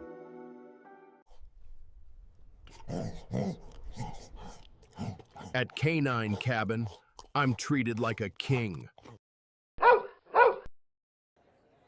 Invest in their future. Choose Saint Ansgar State Bank. And we've got a really pretty cool rock here. This is from LR Falk Construction.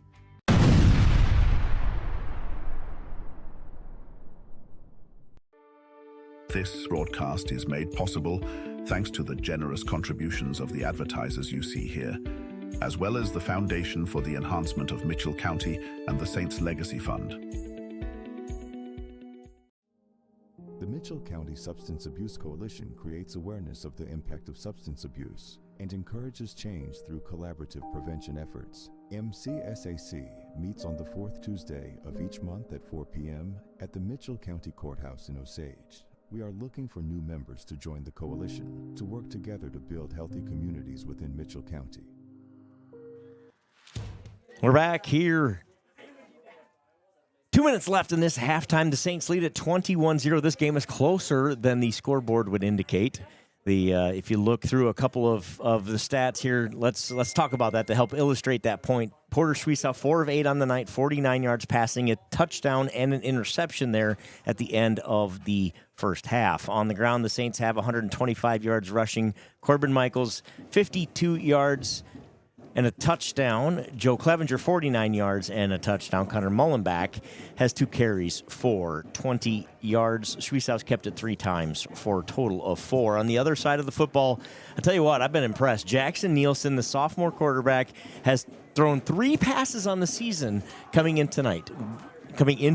Will Sommerfeld out with injury, and he has impressed me. Come in 7 of 14 on the night, 62 yards, has converted a 3rd down, a couple of 4th downs, and has really been composed back there for his first time out in that role. Looks really, really good. Receiving-wise, his favorite target, number 15, Waylon Rao, who also has the interception, 5 receptions for 55 yards for Rao. The story of the night is penalties for North Linn. They have 8 of them. 8 penalties for 77 yards, 3 15-yard varieties. That's a killer in playoff football. The Saints have been fairly good. They give the Lynx a first down on that first drive with a 15-yard pass interference call. Other than that, commit one more holding penalty for 10. That holding penalty did wipe out a touchdown, but 4 plays later, the Saints scored anyway. So they lead it here 21-0, 2 minutes to go in the half here, or at halftime here. Let's recap a couple scores. West Sioux just punches it in there in the third quarter. They lead it 21-14 now over ACGC. ACGC has the football. Wapsie Valley leads on the strength of a safety, 9-8 over Linville Sully, and MMCRU all over Woodbury Central, 35-0. So a lot of football here to play. We'll talk about what those scores mean as we get into the game, later into the game here. We'll talk through that. For the Saints, 174 yards of total offense to 67 yards of offense for North Linn. They've moved the ball effectively on a couple of drives. Yep. A couple of mistakes, right? A couple negative plays have cost them the opportunity to put it into the end zone, but they have moved the ball across midfield on the Saints a couple of times tonight. The Saints will get the opening kickoff here in the second half, so they'll have a shot at it to start half number 2. Braden Halverson went down on one of those touchdown runs. He's back up and out there. Number 57 still on the field for the Saints. That is good to see him bounce back up after being down on the field. The story of the night, injuries, North Linn. Will Sommerfeld, their dual threat quarterback, not on the field tonight, was injured last week. Finished the game, but is unable to go tonight if you're just joining us here for half number 2. About ready to get underway, the road to the Dome. 24 minutes to go. So you talked earlier, or just a moment ago, about North Linn and the yards they're putting up and some untimely errors, the unsportsmanlike conduct that happened that knocked them back 15 yards as they're approaching the end zone. Do you remember the game last year versus West Hancock, where the Saints in West Hancock seemed like they were in a great position to win that game? The point I'm making here is that 21 points is... Cameraman sleeping on the job. Poncho. Saints needs a score. This is a good team. They're capable of scoring points on us. They haven't yet. We need to go do our thing. Thanks to our on-the-field cameraman there. That's Poncho. Doing a great job running the camera at that end. And you are exactly correct, sir. The Saints go make a statement right here. Go drive this one into the end zone and give yourself a 4-score lead. Lots can happen, lots of time left. Little squib kick. That one's bounced around. Looks like Connor Mullenback's got it. Mully with the spin move out across the 30. down to the 35-yard line. So Mullenbeck has the Saints set up 1st and 10. Their own 35. Don't underestimate the power of excellent coaching. These coaches obviously did their homework. They weren't going to outkick their coverage on that one, so that squib is going to make it a little bit hard to handle. It works definitely in the favor of these Lynx. So here we go, half number 2 underway. The Saints have moved the ball effectively on the ground and through the air tonight. Treesow, toss. Michaels has a seam. Michaels to the end zone. Touchdown, Saints. Play number 1 of the second half is a 65-yard touchdown run. Corbin Michaels has the Saints up 27-0. That's the explosive play offense we've seen out of these Saints. Great blocking up front. Corbin Michaels gets the edge, and he's gone. Take a look at it here from the replay cam. Joe Clevenger and Connor Mullenbeck escort him to the sideline, and he beats the Lynx to the goal line. Touchdown, Saints. And that's the danger of stopping all those holes, right? Is that you got guys all in the interior. Yep, and they guessed again, right? You saw it again. They guessed up the middle, and the Saints make them pay outside. Max Neely on to kick the PAT. Kick is up, and it is good. The freshman Max Neely hits his second PAT of the night. It's 28-0 Saints with 11:44 to go in the third quarter. We talked about the Saints needing a score to start the second half. They do it in one play. Wasting no time to get that done. Corbin Michaels goes over 110 yards on the night, has his second touchdown. And the Saints are off and rolling in quarter number 3. Well, it helps you can pick up 70 of those yards or whatever that was on a single rush, right? Yep, 65 yards. He's got 117 on the night. Corbin Michaels came in tonight averaging 17 yards per carry. Just absolutely incredible season for number 2, Corbin Michaels. So number 8, Wheatley, is going to be back to receive for the Lynx. Porter Schweiss to do the kicking for the Saints. Remember Tyrone Wheatley? I do. Raiders I remember that back. name, Raiders. There you go. I was trying to picture who he played for. Yeah.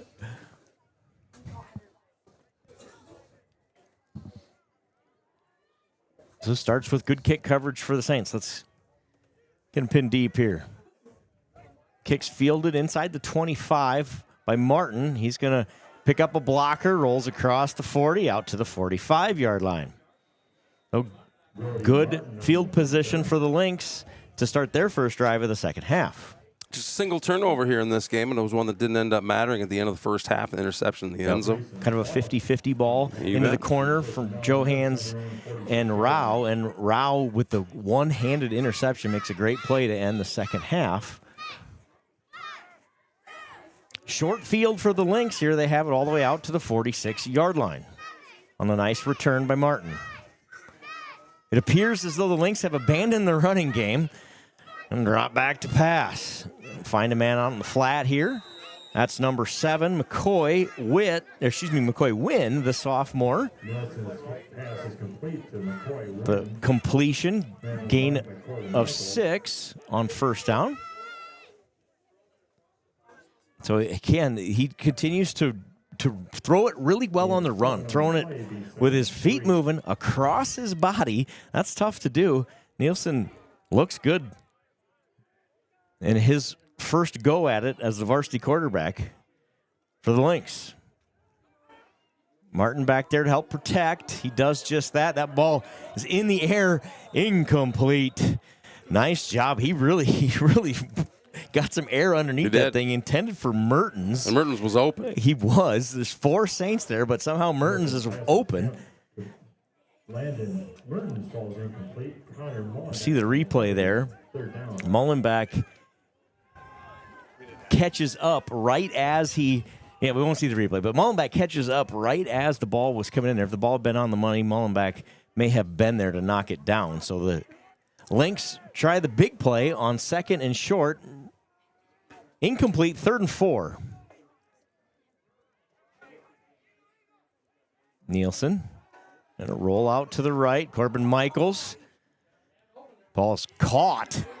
Just thrown up there, and it is caught near the 30-yard line. See if we can get a number. Was that Rao again? It is. Number 15, Waylon Rao, the junior, who has hurt the Saints tonight. That's his 6th reception. Going to have the ball all the way down to the 33-yard line.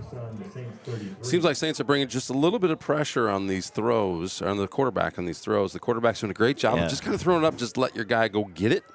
So far, it's worked in their favor. The right tackle got just enough of Corbin Michaels to stop him there. Ball's thrown up. Got a man turned around. Down, out of bounds at the 1-yard line. JT Red in on coverage. But Mertens hauls it in at the 1-yard line. 1st and goal, Lynx. We said they would abandon the run game, and they have. Yes. And they have burned the Saints here to start the 3rd quarter with some big plays through the air.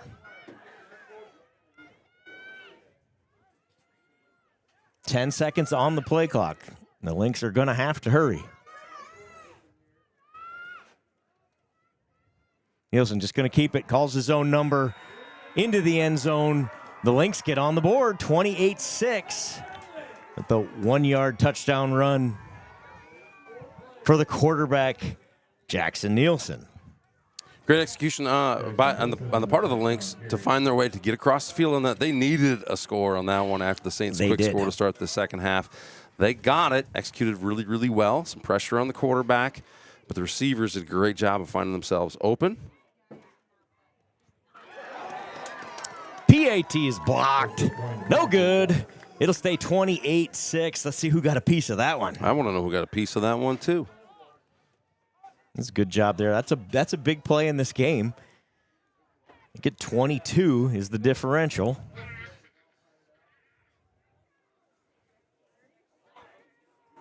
Let's see here. On the replay. Big man in the middle. I'm not sure either. The 51? Is it it's a 51? Is that it's either a 50 yet is a 51. Derek Heeman gets a mitten on it. Keep it 28-6.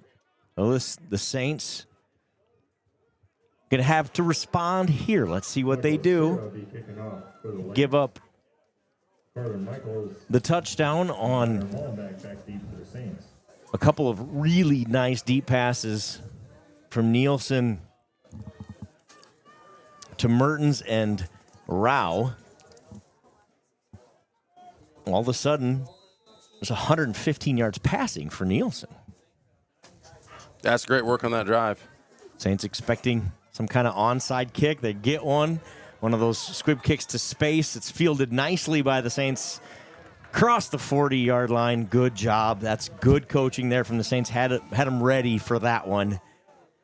Set shots. Shots picks it up. And it'll be a short field for the Saints.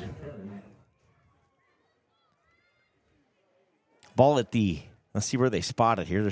We got line judges standing in two very different spots. Which one are we going to mark it at? They mark it at the 41-yard line, where the Saints will have it 1st and 10.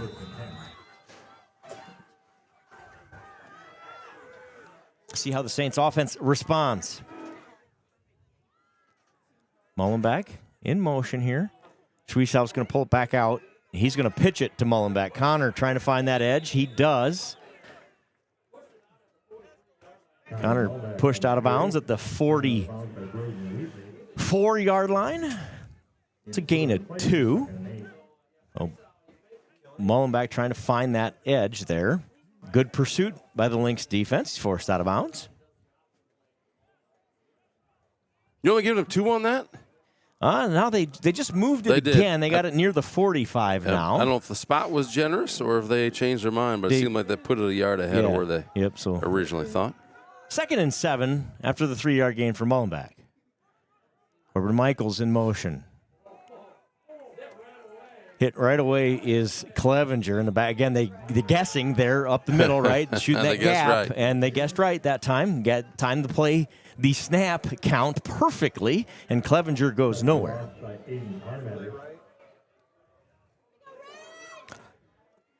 Parmater causing disruption there in the backfield. Saints need a play here. 3rd and 7.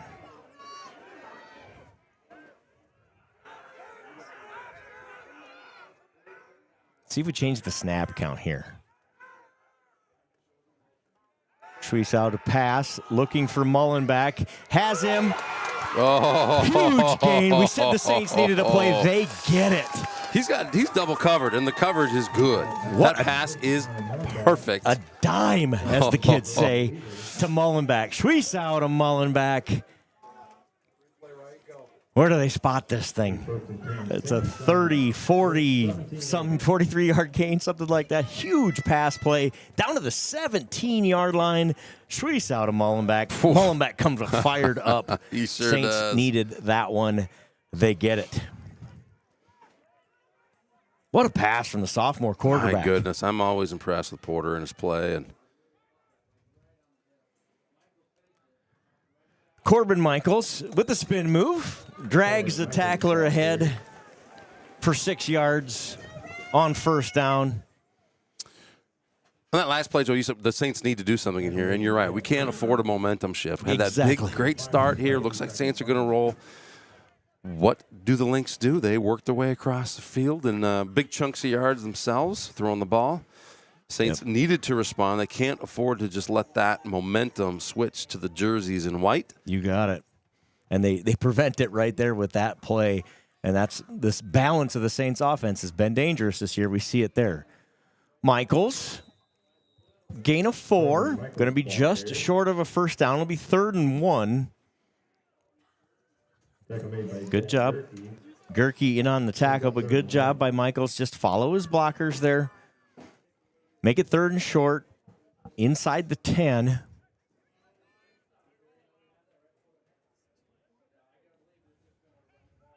So the Saints here, you got to believe, we're going to hand the ball to one of their running backs here. Crash package here again. Andrew Hall in at fullback. Clevenger in at tailback. Quarterback keep. Porter Schwiesau gets the first down to the 5-yard line. Gain of 4 on the QB sneak. I think he got more yards than he expected to on that one. Looking to fall forward and realizes, if he hadn't lost his footing, he might have been rolling into the end zone. Schwiesau, though, gets the first down. 1st and goal, Saints from the 5. More great play by the Saints. I love the play call there. I do too. And the huge hole made by the offensive line up front. Hudson Ostrander doing his job in that center spot there. Schwiesau hands it off. Corbin Michaels spins into the end zone. Touchdown, Saints. Corbin Michaels makes it 34-6. His 3rd touchdown of the night? Do some math. 1, 2, 3, 2. He had a big one. He and did. That one. And he that had one earlier. He had a 3 short touchdowns one earlier. tonight. Is Corbin Michaels, 16 carries, 131 yards, 3 touchdowns. And the Saints lead 35-6. Max Neely on to do the kicking here. PAT on the way. Seth Schatz is your holder. Andrew Hall is the long snapper. Again, this team, this North Linn team, happy to guess at the snap count, and they've guessed it right 3 or 4 times tonight, but that's the 3rd time they've gotten it wrong. What a pro move, though, by the PAT team to snap and Just get go a ahead practice and, kick in. we'll get a practice rep in here. I'm with you, Duke. Saints are going to decline the penalty and kick it again. That penalty has been declined. Retry the one after. Just snap it and kick it. I don't care about the whistles. Right. Let's get a practice kick in. Why not? Let's get one in. And like Duke said, that's a pro move. Hold is good. Kick is up, and it is good. 35-6. Your Saints lead. 7:33 to go in the 3rd quarter. Saints answer the North Linn touchdown. Great job, young Max. A great job. Saints go over 200 yards of rushing on the night, 87 yards passing for young Schwiesau. Now the Saints answer the North Linn touchdown. Things get dicey there. It's 3rd and what? 7? 3rd and 6, 3rd and 7, something like that near on the other side of midfield. Schwiesau throws an absolute dime into double coverage into Connor Mullenbach's hands. He reels it in for the huge first down and the huge gain, and the Saints roll into the end zone from there. Connor Mullenbach officially 2 catches, 51 yards on the night. Yeah, I can't get over how good that throw was from Porter. But, Porter did his work, right? So the throw was perfect. Mully's covered really tight, really well, right? He's got to see that ball coming in over his shoulder, get the hands out and bring it in. Everybody does their job. Yep. The result is the reward of big yards and look at this right eventually a touchdown. I mean, exactly where it had to be. You know how hard it is to hit a man in stride 30 yards down the field? Very hard. Like if you can get within 5, you feel pretty good. And he put it exactly where he needed to be, right? A yard too far, it's incomplete. A yard short, it's intercepted. What a throw from Porter Schwiesau. Here he is to kick it. Going to hit the up man with it. That's a live football inside the 15, picked up by Wheatley, and he hauls it across the 25. Out to the 27-yard line where North Linn will have it. Good job by the kick coverage team that time. You remember that last drive started with a short field for the Lynx. The Saints do a better job on kick coverage that time. A couple Clevengers in on the tackle on that one. A host of Clevengers. A host of them is a fair statement. You got a gaggle is geese, right? And a flock is, I don't know, what's a flock? I don't know. So what's a host of Clevengers? Do we have a, Duke, you come up with a name. You're usually pretty good at this. Oh, a cacophony of Clevengers. Cacophony of Clevengers. I love it. Here we go. 1st and 10. Nielsen back to pass. Quick pass. Hit out on the right side there. 23 Mertens. He was the big play guy on the last drive. Comes up big there. That's a pass really hard to defend. JT Red's right there. Pushed out of bounds by Joe Clevenger. But a quick first down and a nice gain to the 44-yard line. It feels like, do we need to cover the run? They're just throwing. Yeah, yep. And I think that's what you're going to see the Saints start to do here, right? They're drop back in coverage, see if they bring a little pressure. At some point, you're going to get a linebacker blitz. Same play. Just run it again, and he gets out of bounds again. Shorter gain this time. Going to mark him out of bounds shy of midfield. Gain of 5. So we get the speed package in your defensive line. Wagner and Dolph in. Wapsie Valley scores. They now lead at 16-8 over Linville Sully. I think coaching staff expects a play just like we saw. Maybe the other side this time? No, maybe. Nielsen sacked. Chase Haugen in the backfield with his buddy Braden Halverson. Brings down Nielsen. And the Saints needed a big play there. Loss of 5. Call it a cover sack, Joe. He's looking for the receiver, but he's nope, he's not open this time. Yep. Now I got to find a new one. By that time, it's too late. 3rd and 10 now. Ball back at the 44-yard line. See if the Saints can get a little pressure here. Logan Wagner, 62 there on your left side. Quick pass. Nearly picked off. That's a great read by J.T. Red. He saw that one coming. So you're going to run that same play at me 3 times in 4 plays? I'm going to pick it off. And he nearly does just that. Great job, Jager Trenton. 4th and 10. Let's see what the Lynx do here. Decision time. Down 29 with 6.5 to go in the third quarter. You got to go for it. They agree. Season on the line here for the Lynx. Nielsen going to roll right back to pass. Thrown over the middle. Just overthrown. Wow. Incomplete. The Saints turn him over on downs. And the Saints come up big again on 4th down. They get the stop. They'll have the short field, leading 35-6. Yeah, receiver appears to, maybe he's got a little bit of room. He's open. But I think it's the pressure on the quarterback that throws that Logan throw off Wagner just a little bit. In his face. Nearly another great one-handed catch for Morale. Saints take over on downs, leading 35-6. See if the Saints can grind out a little clock-eating drive here. Michaels finds the right side on the sweep, stays in bounds inside the 25-yard line. Corbin Michaels. Oh, this is so much fun to watch. 20 yards down to the 24-yard line. For Michaels. Just what? And we'll credit the guys up front. Again, good blocking there. Mullenbeck helps seal that edge. Watch him at the end of this play here. It feels like he gets up thinking, oh, I really wanted to stay in bounds on that. I got knocked out of bounds. I'm sure we'd like to see in the end zone on that one too, but great run. Pistol formation, 2 backs back there with him. A little trickeration. Sweeshaw's going to pass. Nobody there, throws it up, and it is almost caught. Great job coming back to the football. Connor Mullenbeck, but that ball hits the ground, incomplete. Mullenbeck didn't like the contact on that one. Did we get a flag there? Yeah. There's some discussion. No flag. Looks All like right. there's no flag. Thank you. I saw like a little Mullen looking one. around and Yeah. and he probably may have deserved one there. 35-6. Saints lead it. 6:13 to go. 2nd and 10 here. Saints are going to come out of the pistol here again.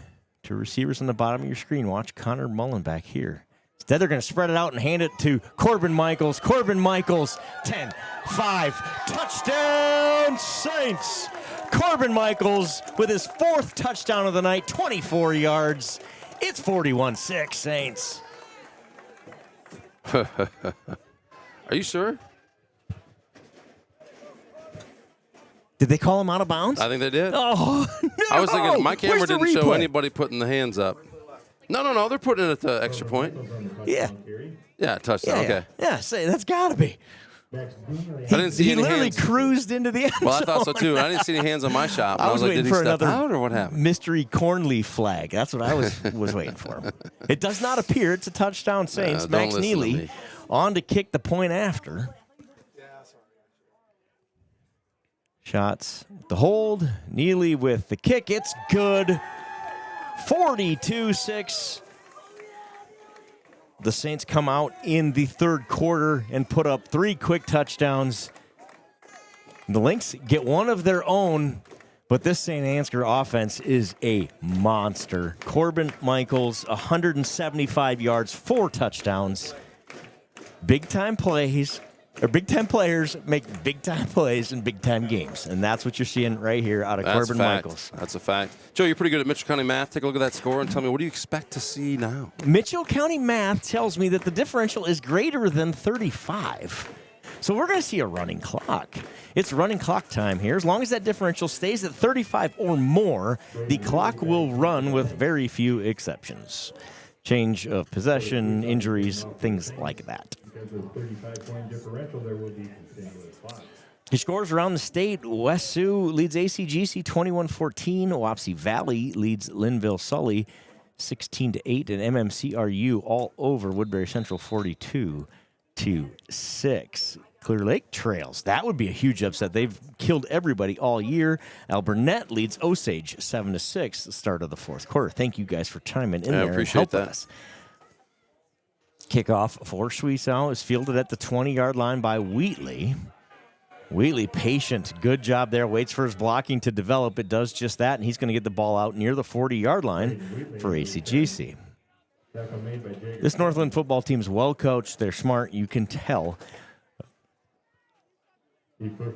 Nice, smart play there by Wheatley. If I can run through this and get tackled at the 32-yard line, or I can wait and let my block develop ahead of me, and we'll start 8 yards further at the 40. Pretty decent return on that. All right, so with the Saints leading 42-6, let's talk a little bit about if the scores hold as they are at this moment. I understand a lot of football to play yet, but the Saints would play Wapsie Valley next week in the semis. Just so you know, a little preview for you. Go back to the ground there. Martin gets his first carry in a month of Sundays. I like that saying. Second and 6. I do like that, too. It may age you a little bit. Maybe it ages me because I like it, but why not, yeah, right? Right, exactly. Shout out to the Bork Lander rehearsal dinner happening right now. Congratulations to Jack and Lauren. They get married tomorrow. Couple Saints fans there watching Saints the community TV right is just stoked. It's a big event. It's a big event. We're all excited for that one. The event of the decade, no doubt about it. Michael's in on the tackle there. Brody, the ball carrier, after he doesn't touch the ball in about a quarter and a half, gets it twice in a row, makes it 3rd and 4. What are you going to do? I'm going to chuck that pigskin. I think so, too. Going to roll out here to our side of the screen. Just keep it. Just going to keep straight option. Martin has the first down and more. Still on his feet, almost tripped up by his own guy. Mullenback, though, gets him across the 40. Nice gain there. A run from a gain of 17 on the QB keep. You could just see that the whole way. That was the play call. Yep. And a good play spot. A smart play call. We've been covering the pass pretty decent. Saints have been physical tonight. North Linn getting up a little slower after every play. It's November football, right? Everybody's nicked up just a touch, and it's starting to show on both sides of the football here. And pressure again. Picked off. Joe Clevenger has it. Clevenger rolls out across the 40-yard line. The Saints take the ball away. Senior Joe Clevenger reads that one perfectly. And the Saints have their first turnover of the night. They even the turnover battle at 1. With all that passing, it was bound to happen eventually. Great play by Clevenger and the rest of the Saints defense to make that one possible. Always a little pressure on the quarterback on these plays. So with the running clock here and the Saints having the football, they're going to keep it on the ground and burn a bunch of clock on this possession. It's playoff football. Let's get this thing over with, right? That's really the mentality. It's not we're not trying to run the score up, but we're trying to get this game over with so we can go get to the next one. Get to the next one, keep your guys healthy. 9 guys in the box for the Lynx. They know what the Saints are going to do. You know what's coming. Doesn't mean you can stop it. Gain of 8 for Corbin Michaels. Blocking up front is great. Was Michaels not down? Why is he still going on there? I want to see this. He knows if his knees touched or not. Did he land on somebody? Maybe he did. I think he did. Or he thought he did. He thought, why not? Give it a shot. So fun to watch. Gain of 8. The Saints will take their time getting the play in here.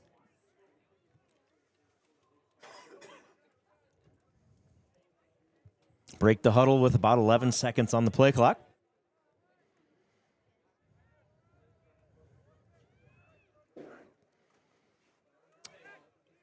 Schwiesau keeps. Schwiesau rolling out across the 50 down to the 45-yard line. First down, Saints. Nice decision there by the sophomore quarterback. Yeah, the nice thing about the running clock is you don't need to worry about these going out of bounds, stopping the clock. You want to keep it running, it doesn't matter. Get the first down, gain of 8. The Saints have to run about 2 more plays, and they can burn the rest of this third quarter. Johans bringing in the play. Think he called his own number. What a week it's been to be a Saint. Saints football team trying to cap it off here with a berth in the state semifinals next week.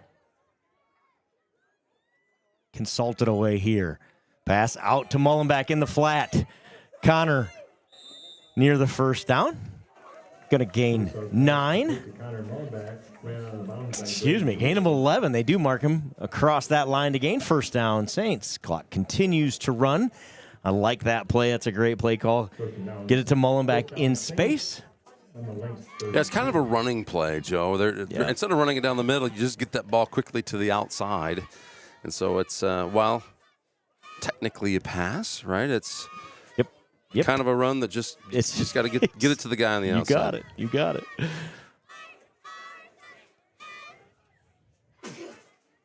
Saints back in the pistol here. It's Clevenger back with him. Schwiesau looking for shots. Thrown up, knocked away. Good defense there by number 8, Wheatley. Braden Wheatley knocks that one down. Swisaw's pass attempt to Seth Schatz falls incomplete. Harmlessly falls incomplete, though. 2nd and 10. That'll do it for the third quarter. We head to the fourth. The number 2 ranked Saints lead the North Linn Lynx 42-6. We'll be right back after this.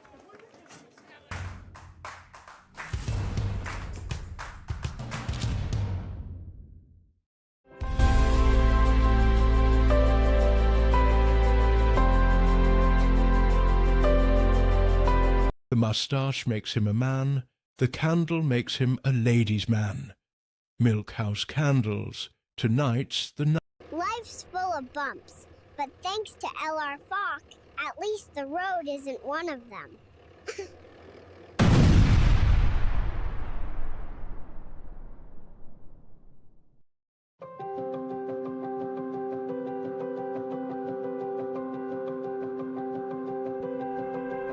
Protect yourself and your loved ones this flu season by getting your flu vaccine with Mitchell County Public Health and Home Health. With flexible clinic hours, various locations, and convenient drive-through clinics, getting your flu shot has never been easier. Flu shots are quick, easy, and no appointment is needed. We accept most insurances, making it easier than ever to stay protected. Visit www.mcpublichealth.com or find us on Facebook to see our full clinic schedule. Thank you, Box K Beef and Freeman Welding, for your generous contributions to keep this stream free to watch. Did you know the EJ has an app available to download in your app store for free? We can't wait to hear how you like it. Search Enterprise Journal and look for our logo. Pressured, but gets it off. That ball is caught. What a catch. Nice job by Corbin Michaels. Does everything, Mr. Michaels. Gain of 10, first down. We have an injured Lynx player on the field. That's number 51, Parmenter, Aiden Parmenter, the senior, down on that play. Will be 1st and 10 Saints from the 23. So that injury stops the clock here. Wapsie Valley just turned it over on downs. So with under 11 to go, Linville Sully has the football deep in their own end.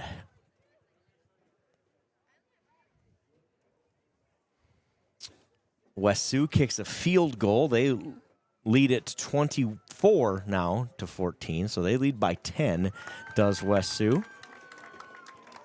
Your factoid of the day, West Sioux's head coach is a Schwiesau. That's right, Ryan Schwiesau.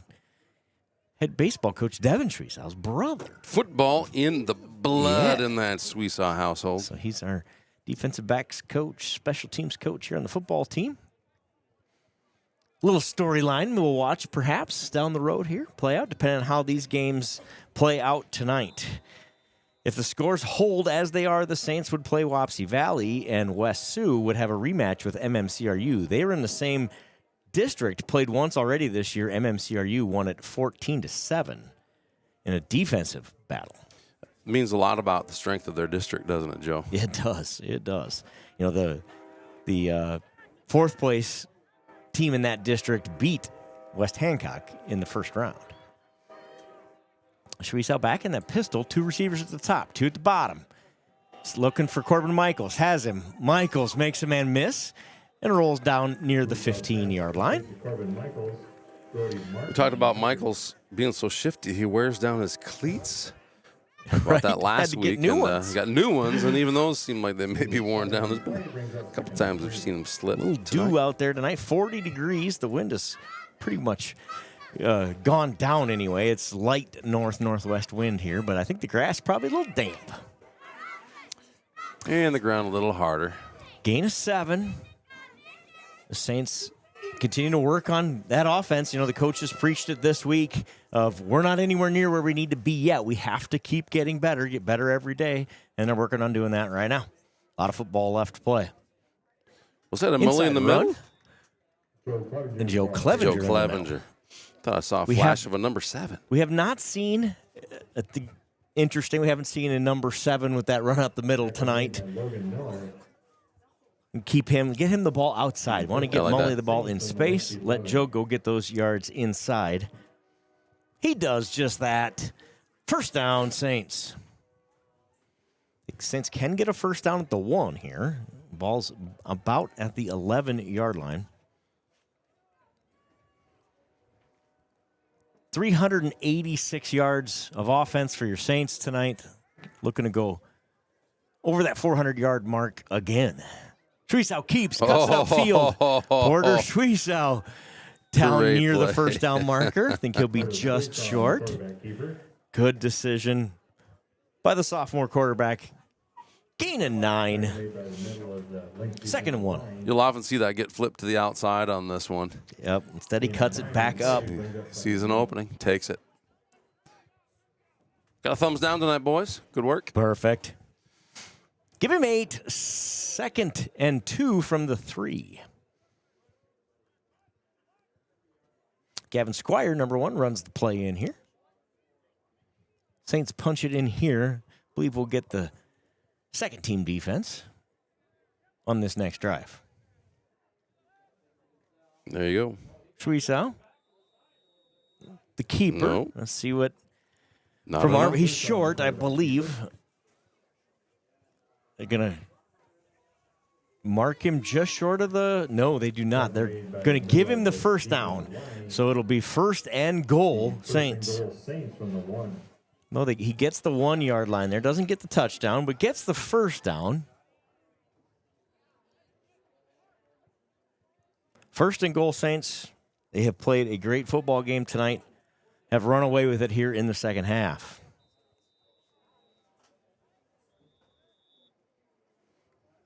Linville Sully has the ball at the 35-yard line. 9 minutes to play in that one. They're down 8. Timeout Saints there. So it'll be 1st and goal with 8:15 to go. Once again, we need both teams to remain on the field after shaking hands. Thank you.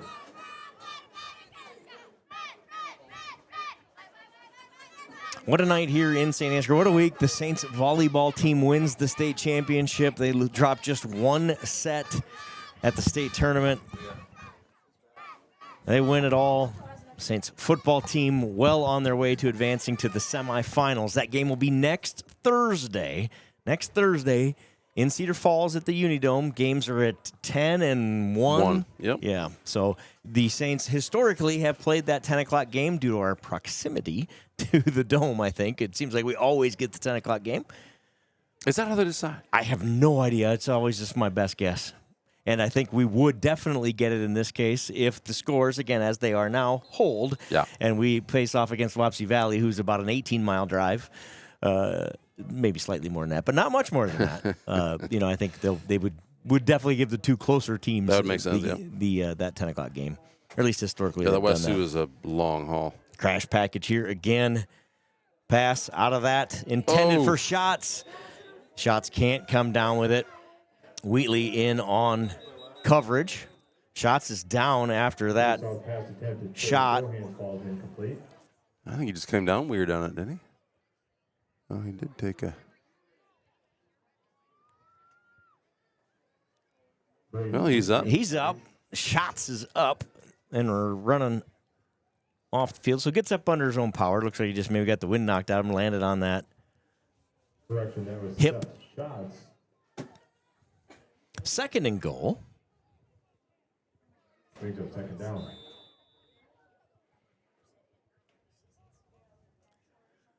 .31, Hale Dietrich running the play in here for the Saints.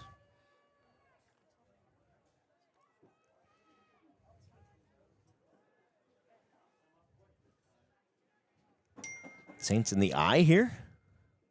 Offset, perhaps. Again, our Eagles not great from here. This is Michaels. Michaels into the end zone. Touchdown, Saints. 48-6. Corbin Michaels, have yourself a night. Corbin Michaels, 185 yards and 5 touchdowns. Wow. What a night. What a night indeed. 48-6 Saints. Tim Alverson, thank you for checking in. Osage is up 12-7. A minute left in the game. Osage has the ball with a first down. There you go. That should probably do it then. Looks like we had a couple potential Mitchell County. Got to survive 7 minutes and 44 seconds here to get both Mitchell County teams to the Dome. Neely's extra point is up, and it is good. It just gets a little more confident with every kick. He sure does, man. That one was pure. Up and good. It's 49-6, Saints. Just comes on in and does his job. Great job, Max. So North Linn comes in tonight shorthanded without quarterback Will Sommerfeld. Their backup quarterback, number 5, Jackson Nielsen, has played a whale of a football game. 12 completions on the night, 137 yards. The Saints just too much. They lead at 49-6. With the running clock. MMCRU officially dispatches Woodbury Central. So MMCRU, the number 1 team in the state, rolls to a big victory, 42-6 over Woodbury Central. They are the first team to punch their ticket on the road to the Dome. MMCRU is in.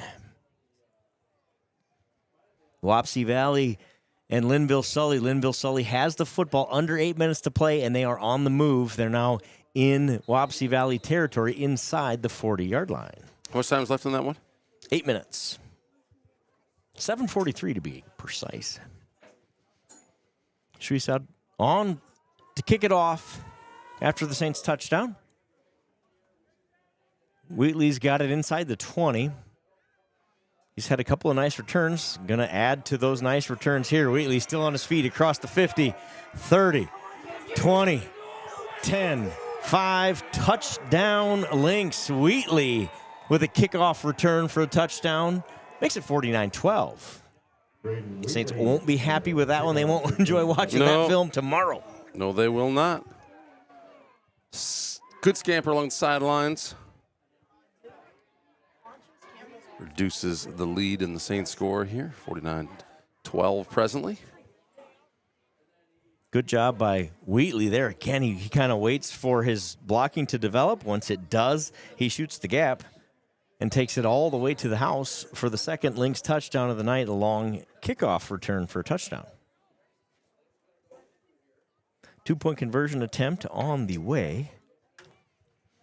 Nielsen going to roll left and then pitch it. It's going to throw back here. The Saints coaching staff said this week in my little meeting that I have with them, that might be an exaggeration to call it a meeting, but we're going to say it was that they expected 3 trick plays tonight. So we only get 1 so far. I wonder with Sommerfeld out, it may limit their creativity, but that's one of them there. They get the 2-point conversion, 49-14. The Saints lead. Holy moly, mulling back. You can see him kind of hanging his head after that one, saying, man, I kind of blew the coverage on that. Good couple plays there for the Lynx. 7.5 minutes to go in this one. 49-14. Saints comfortably in control here. Linville-Sully down at first and goal. Man, what a game that is, huh? Under 6 minutes to go. West Sioux knocks off ACGC. So number 5 beats number 3. And West Sioux beats ACGC 24-14.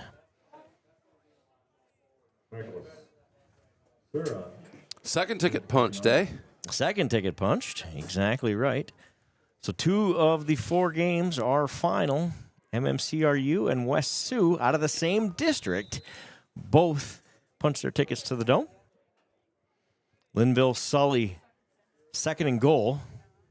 Onside kick attempt recovered by Derek Heeman. The soft hands of Derek Heeman. Yes, indeed. Good job. Would you say that that's your second trick play right there? Yes, there you go. Touchdown Linville-Sully. So they trail 16-14. 5 minutes, 16 seconds to go in that game. They're going to go for 2, I guess. Obviously. To try to tie it. That game will dramatically impact the Saints' opponent here in the semifinals. Explain that, Joe. So if Linville-Sully wins that game, the Saints would play West Sioux because we're going to get the second-seeded team, right? MMCRU is going to get the lowest-seeded team, which would be Linville-Sully in that case. Second team or scout team offense out there. Gavin Squire is your quarterback. He hands it off to number 28, Keegan Zacharias. Keegan Zacharias with a gain of 4. Let's get your scout team here called out. These guys work hard all week long in practice. Logan Wagner, number 62, 54, Mason Beelan, 53, Alex Gonzalez, number 1, Gavin Squires, your quarterback, 28. Keegan Zacharias is one of the running backs. Brody Dolph, 27. Your center is 77, Ryan Baker. 74 is Zach Jensen. 22, Grayson Falk out there.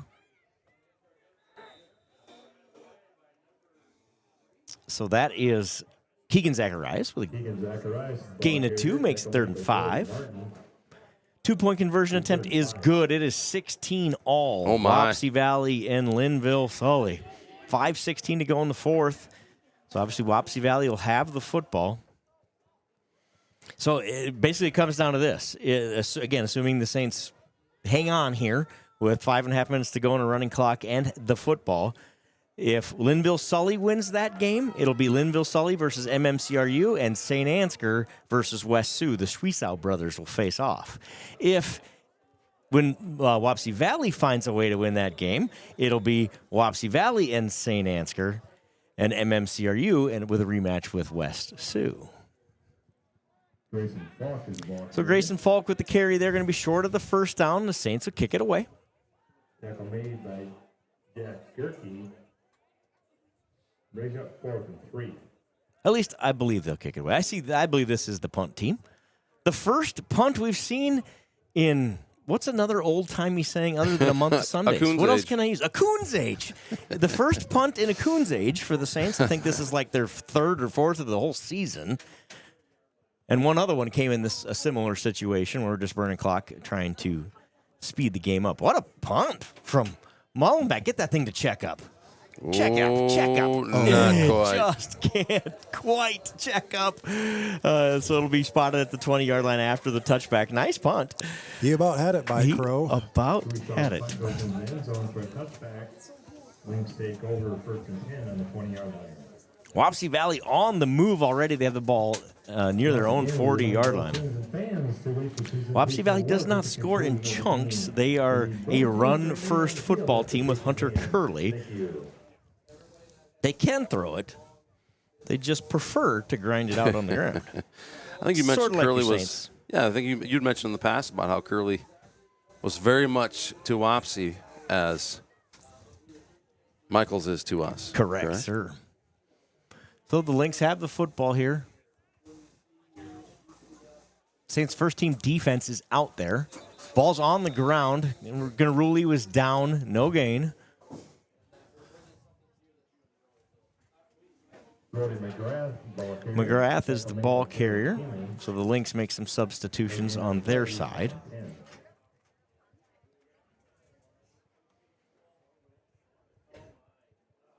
Osage beats Albernet. Mitchell County dominating the Linn County teams here tonight.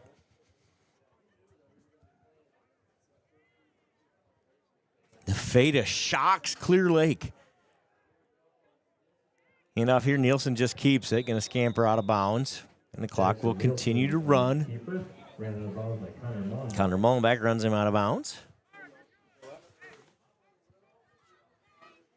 Gain of 7 makes it 3rd and 3.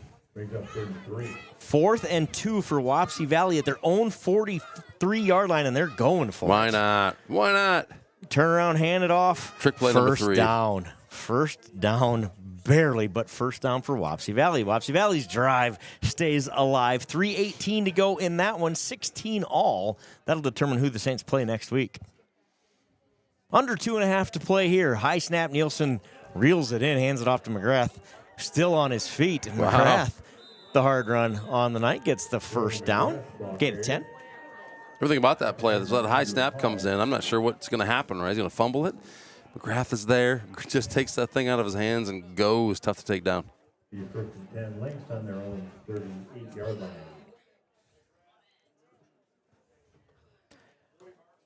under 3 to play. Wapsie Valley, Linville Sully. I don't know. That game feels like it's destined for overtime. But what do I know? Overtime in high school football, nothing better. As long as you win it, right? Did you not say Wapsie was driving with 3 minutes remaining? They still are. It just feels like they just don't have the offensive firepower to get 50 yards in 2.5 minutes, which is what they need right now. Fair. Pass complete across the 50. So Wapsie Valley has it across the 50-yard line, but it's going to be 3rd down, and there's going to be less than 2 minutes to go. They're not in a hurry. Wapsie Valley's not even rushing to the line. North Linn back to pass. Nielsen, that's caught. Great. Nielsen to Wheatley. Great reception. And tackled. Great job by Johans. Tackle and bring him down at the 1-yard line, short of the end zone. Good job there by Johans to catch up, and that's just an effort play. Go make the tackle. Clock keeps on ticking. Less than a minute here in Saint Ansgar. Playing for pride here now. Yeah. Oh, yeah. But I tell you what, that was a great pass. It sure was. That Nielsen kid has impressed me again on short notice. Gets his first varsity start with Will Sommerfeld out tonight, has played a great football game. These Lynx came ready to play tonight despite not having their dude. That ball is knocked incomplete, kind of a pop pass, incomplete. Wapsie Valley, a minute and a half to go, has the ball at the 37-yard line of Linville Sully. Inside handoff, a little counter play. Last play of the game here into the end zone. Touchdown, Lynx. So the Lynx get the touchdown from McGrath on the ground, make it 49-20, but the Saints are going to advance to the semifinals here. The dominant victory over the North Linn Lynx. What a night for your Saints.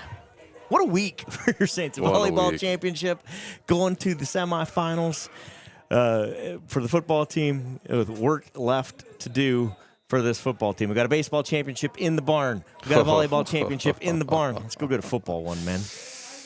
Extra point is up and good. It is 49-21. And they got to kick it off, right? I mean, we got 4 seconds on that clock. The Saints will pick it up and take a knee, and that will do it. The Saints are going to advance to the semifinals. Let's get you some stats.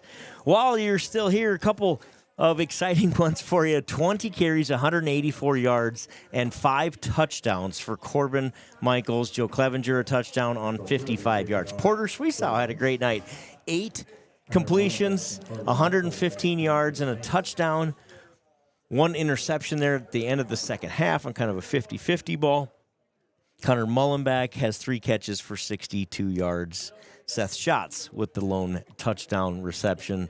And the Saints roll 49-21. They're going to have to kick it off here. 4 seconds on the clock. It will not stop from this point forward. It's going to make this play last 4 seconds, right? After they touch it. Oof. But the clock will continue to run again, so that will do it. Your Saints are headed to the Dome. 49-21. The Saints punch their ticket to the state semifinals. Congratulations, St. Ansgar Saints and St. Ansgar Saints coaching staff. Yeah, Coach Clevenger and his staff have done a phenomenal job this year. Have these boys ready to go, and they get to go make that appearance in the Dome for your Saints. It is the second year in a row making the state semifinals. What a week it's been here. It's so much fun to bring it to you all on Saints TV. The 8th team in school history to advance to the semifinals. Joining last year's team, as I said. The 5th team in school history to win 11 football games. It's so helpful to have you doing that. What an awesome night. So Joe the won't Saints' sit on it. opponent, let's talk through this here. Wapsie Valley, Linville, Sully, tied at 16, 42 seconds to go. Wapsie Valley has the ball at the 25-yard line of Linville, Sully with 2 timeouts left. So Wapsie did get the ball. No, so Wapsie has had the ball.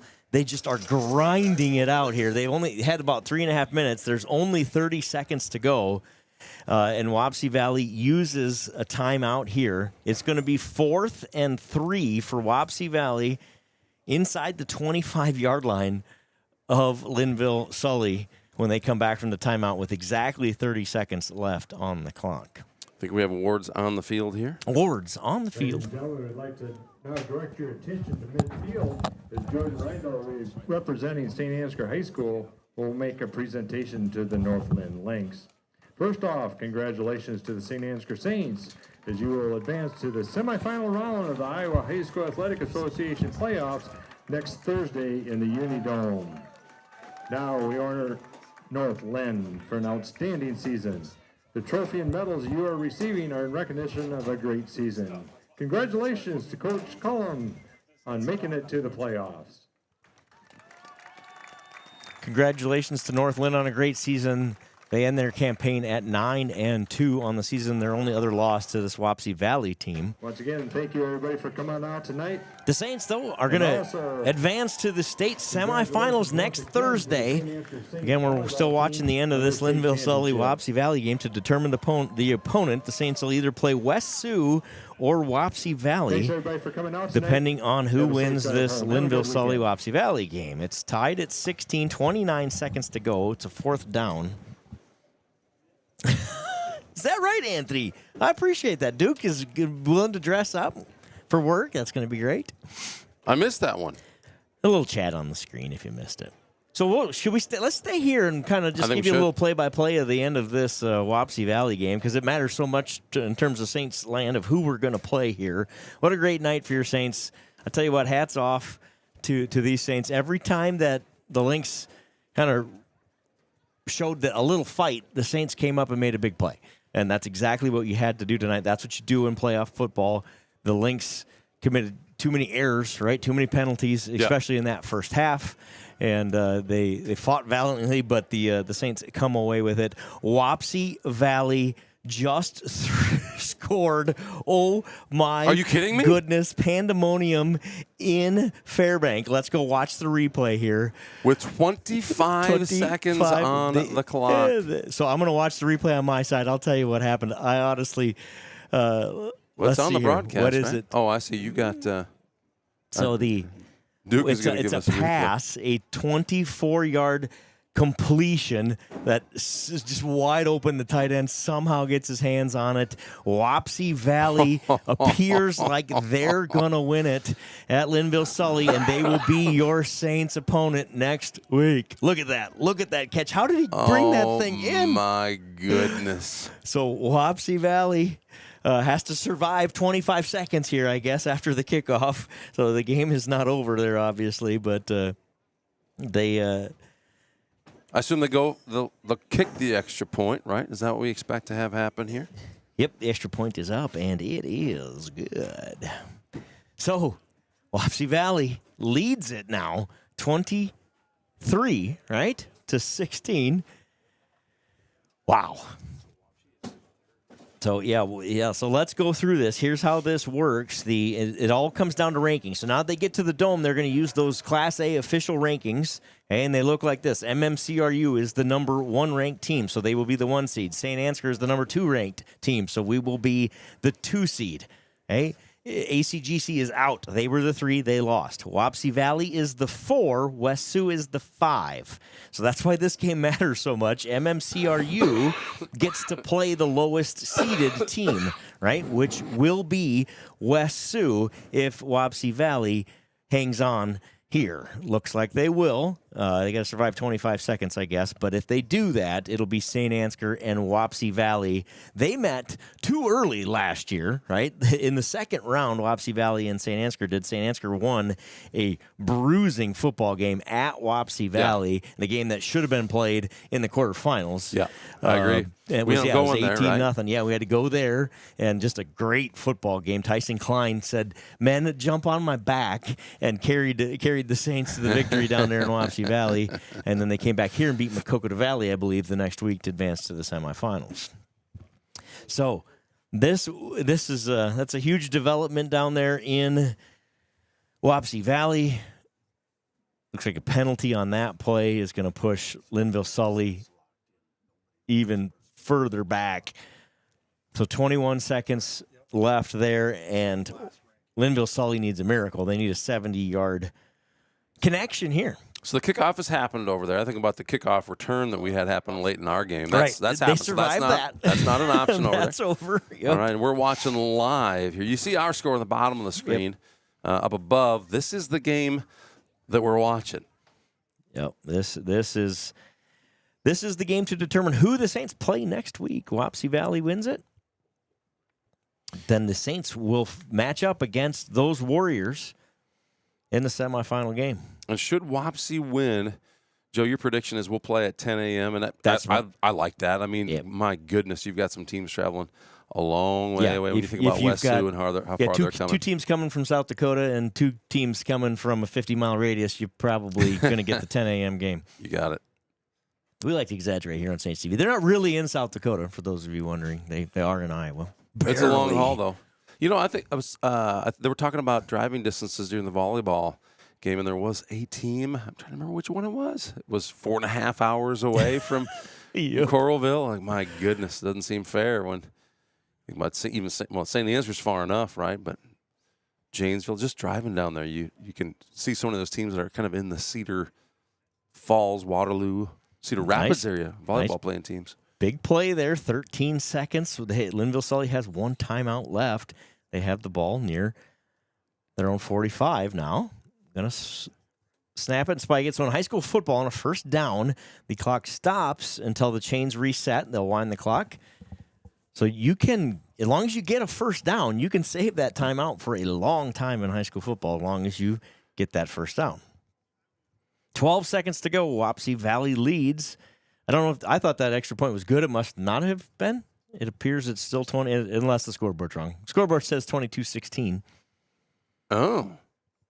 Sure looked like it went through to me, but you know what? Sometimes our angle's not very good, and it's even worse when you're watching it on a computer screen. That's a fact. That's a fact. And it's not a huddle. It's a handheld. You can tell how it's moving. Big pass. Intercepted. That'll do it. The Saints will play Wapsie Valley in the semifinals Thursday at the UNI Dome. Rematch from last year's second-round game, where the Saints beat the Wapsie Valley Warriors on their own field 18-0. Rematch from the baseball sub-state game, where the Saints win that one 2-0. These two teams are familiar with each other. The players are familiar with each other. Teams are familiar with each other. The coaches are familiar. It should be a great matchup. The Saints will match up against Wapsie Valley in the semifinals next week. They win it here 49-21 on the strength of a Corbin Michaels 184-yard, 5-touchdown performance for the Saints. Joe Clevenger adds a touchdown in 55. Porter Schwiesau, 8 of 15, 115 yards, a touchdown and an interception. On the other side, for North Linn, Jackson Nielsen, again playing for the injured Will Sommerfeld, goes 13 of 25, 192 yards and an interception. Brody Martin is the leading rusher with just 25 yards. This Saints defense just has not allowed rushing yards all season. They shut them down again tonight. Waylon Rao has 6 catches for 70 yards.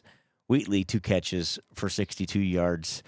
North Linn makes a charge at the end, but not enough. 49-21. The Saints are headed to the semifinals. Always exciting. Find our way to the Dome, isn't it, Joe? Candle Genius, we are not going to let you go back to that candle factory. You are just a Saints TV full-time employee. Thanks for all you do. I know it's been a week of bringing some awesome coverage here to Saints. Appreciate all you do, covering all those games down there at the state tournament and for volleyball, and then here tonight. We're going to do the same thing, right? Talk about what we're going to do next week. So, you know, you talk about, I mean, I appreciate the praise, the cheers, and we get so many of them, right? This is so much fun, but I couldn't do it without everybody, right? So, Joe, I'm going to drag you down to that Dome with me. I'm going to see if I can talk to Travis's boss to get him. See if you get him a day off so yep. he can go down to the Dome and do this with us. Last year we did just audio broadcast only, and so many fans just loved it. They loved hearing the stats that we can put out there. There's a great video broadcast out there, right? But I think a lot of folks were watching that and listening to us. We're going to bring it to you guys. That's what I did this week volleyball when I couldn't get down there. Listen to one, watch the other. Yep. So that's exactly what we want to do. obviously Saints TV is here for our Saints fans, and the Saints fans are saying, hey, man, love listening to you guys. We want to hear it from our own people, and we're not allowed to video down there. That's why we don't do the video down there. Right. But typically they do allow us to do a video broadcast. You know, there's a QR code on the screen. It's important to note that if you're out there and you're willing and you're able, and trust me, it's needed, right? Having good teams is very expensive. Do you know what it costs to put a team of girls in hotels so that they can just keep winning volleyball games at state? It's expensive, right? The same for these boys. They got to get down there so they can play these games, and there's a lot of travel.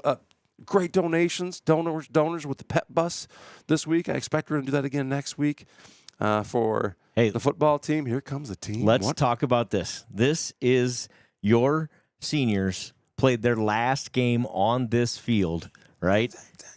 And they come out victorious, 11-0 on the season. This is what it's all about, is these guys, right? And we talk about this throughout the season.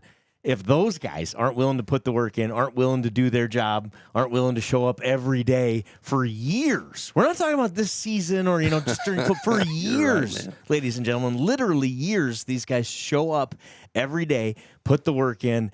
They just experienced their last win in their last football game on this field. What a campaign for these seniors. Work yet to do, gentlemen. But man, has it been a whale of a ride. Kind of an emotional night as these seniors say goodbye to this place. You can tell they're having fun. This group sticks together. They play together. They play well together. They have been fun to watch throughout the years. Congratulations, men. What a night. We'll see you next week for the state semifinals. Can't wait. Thanks for joining us. See you Thursday. Those helmets. I gotta go quick. I'll be right back to help pack up. I just gotta go take a picture. I'll be back.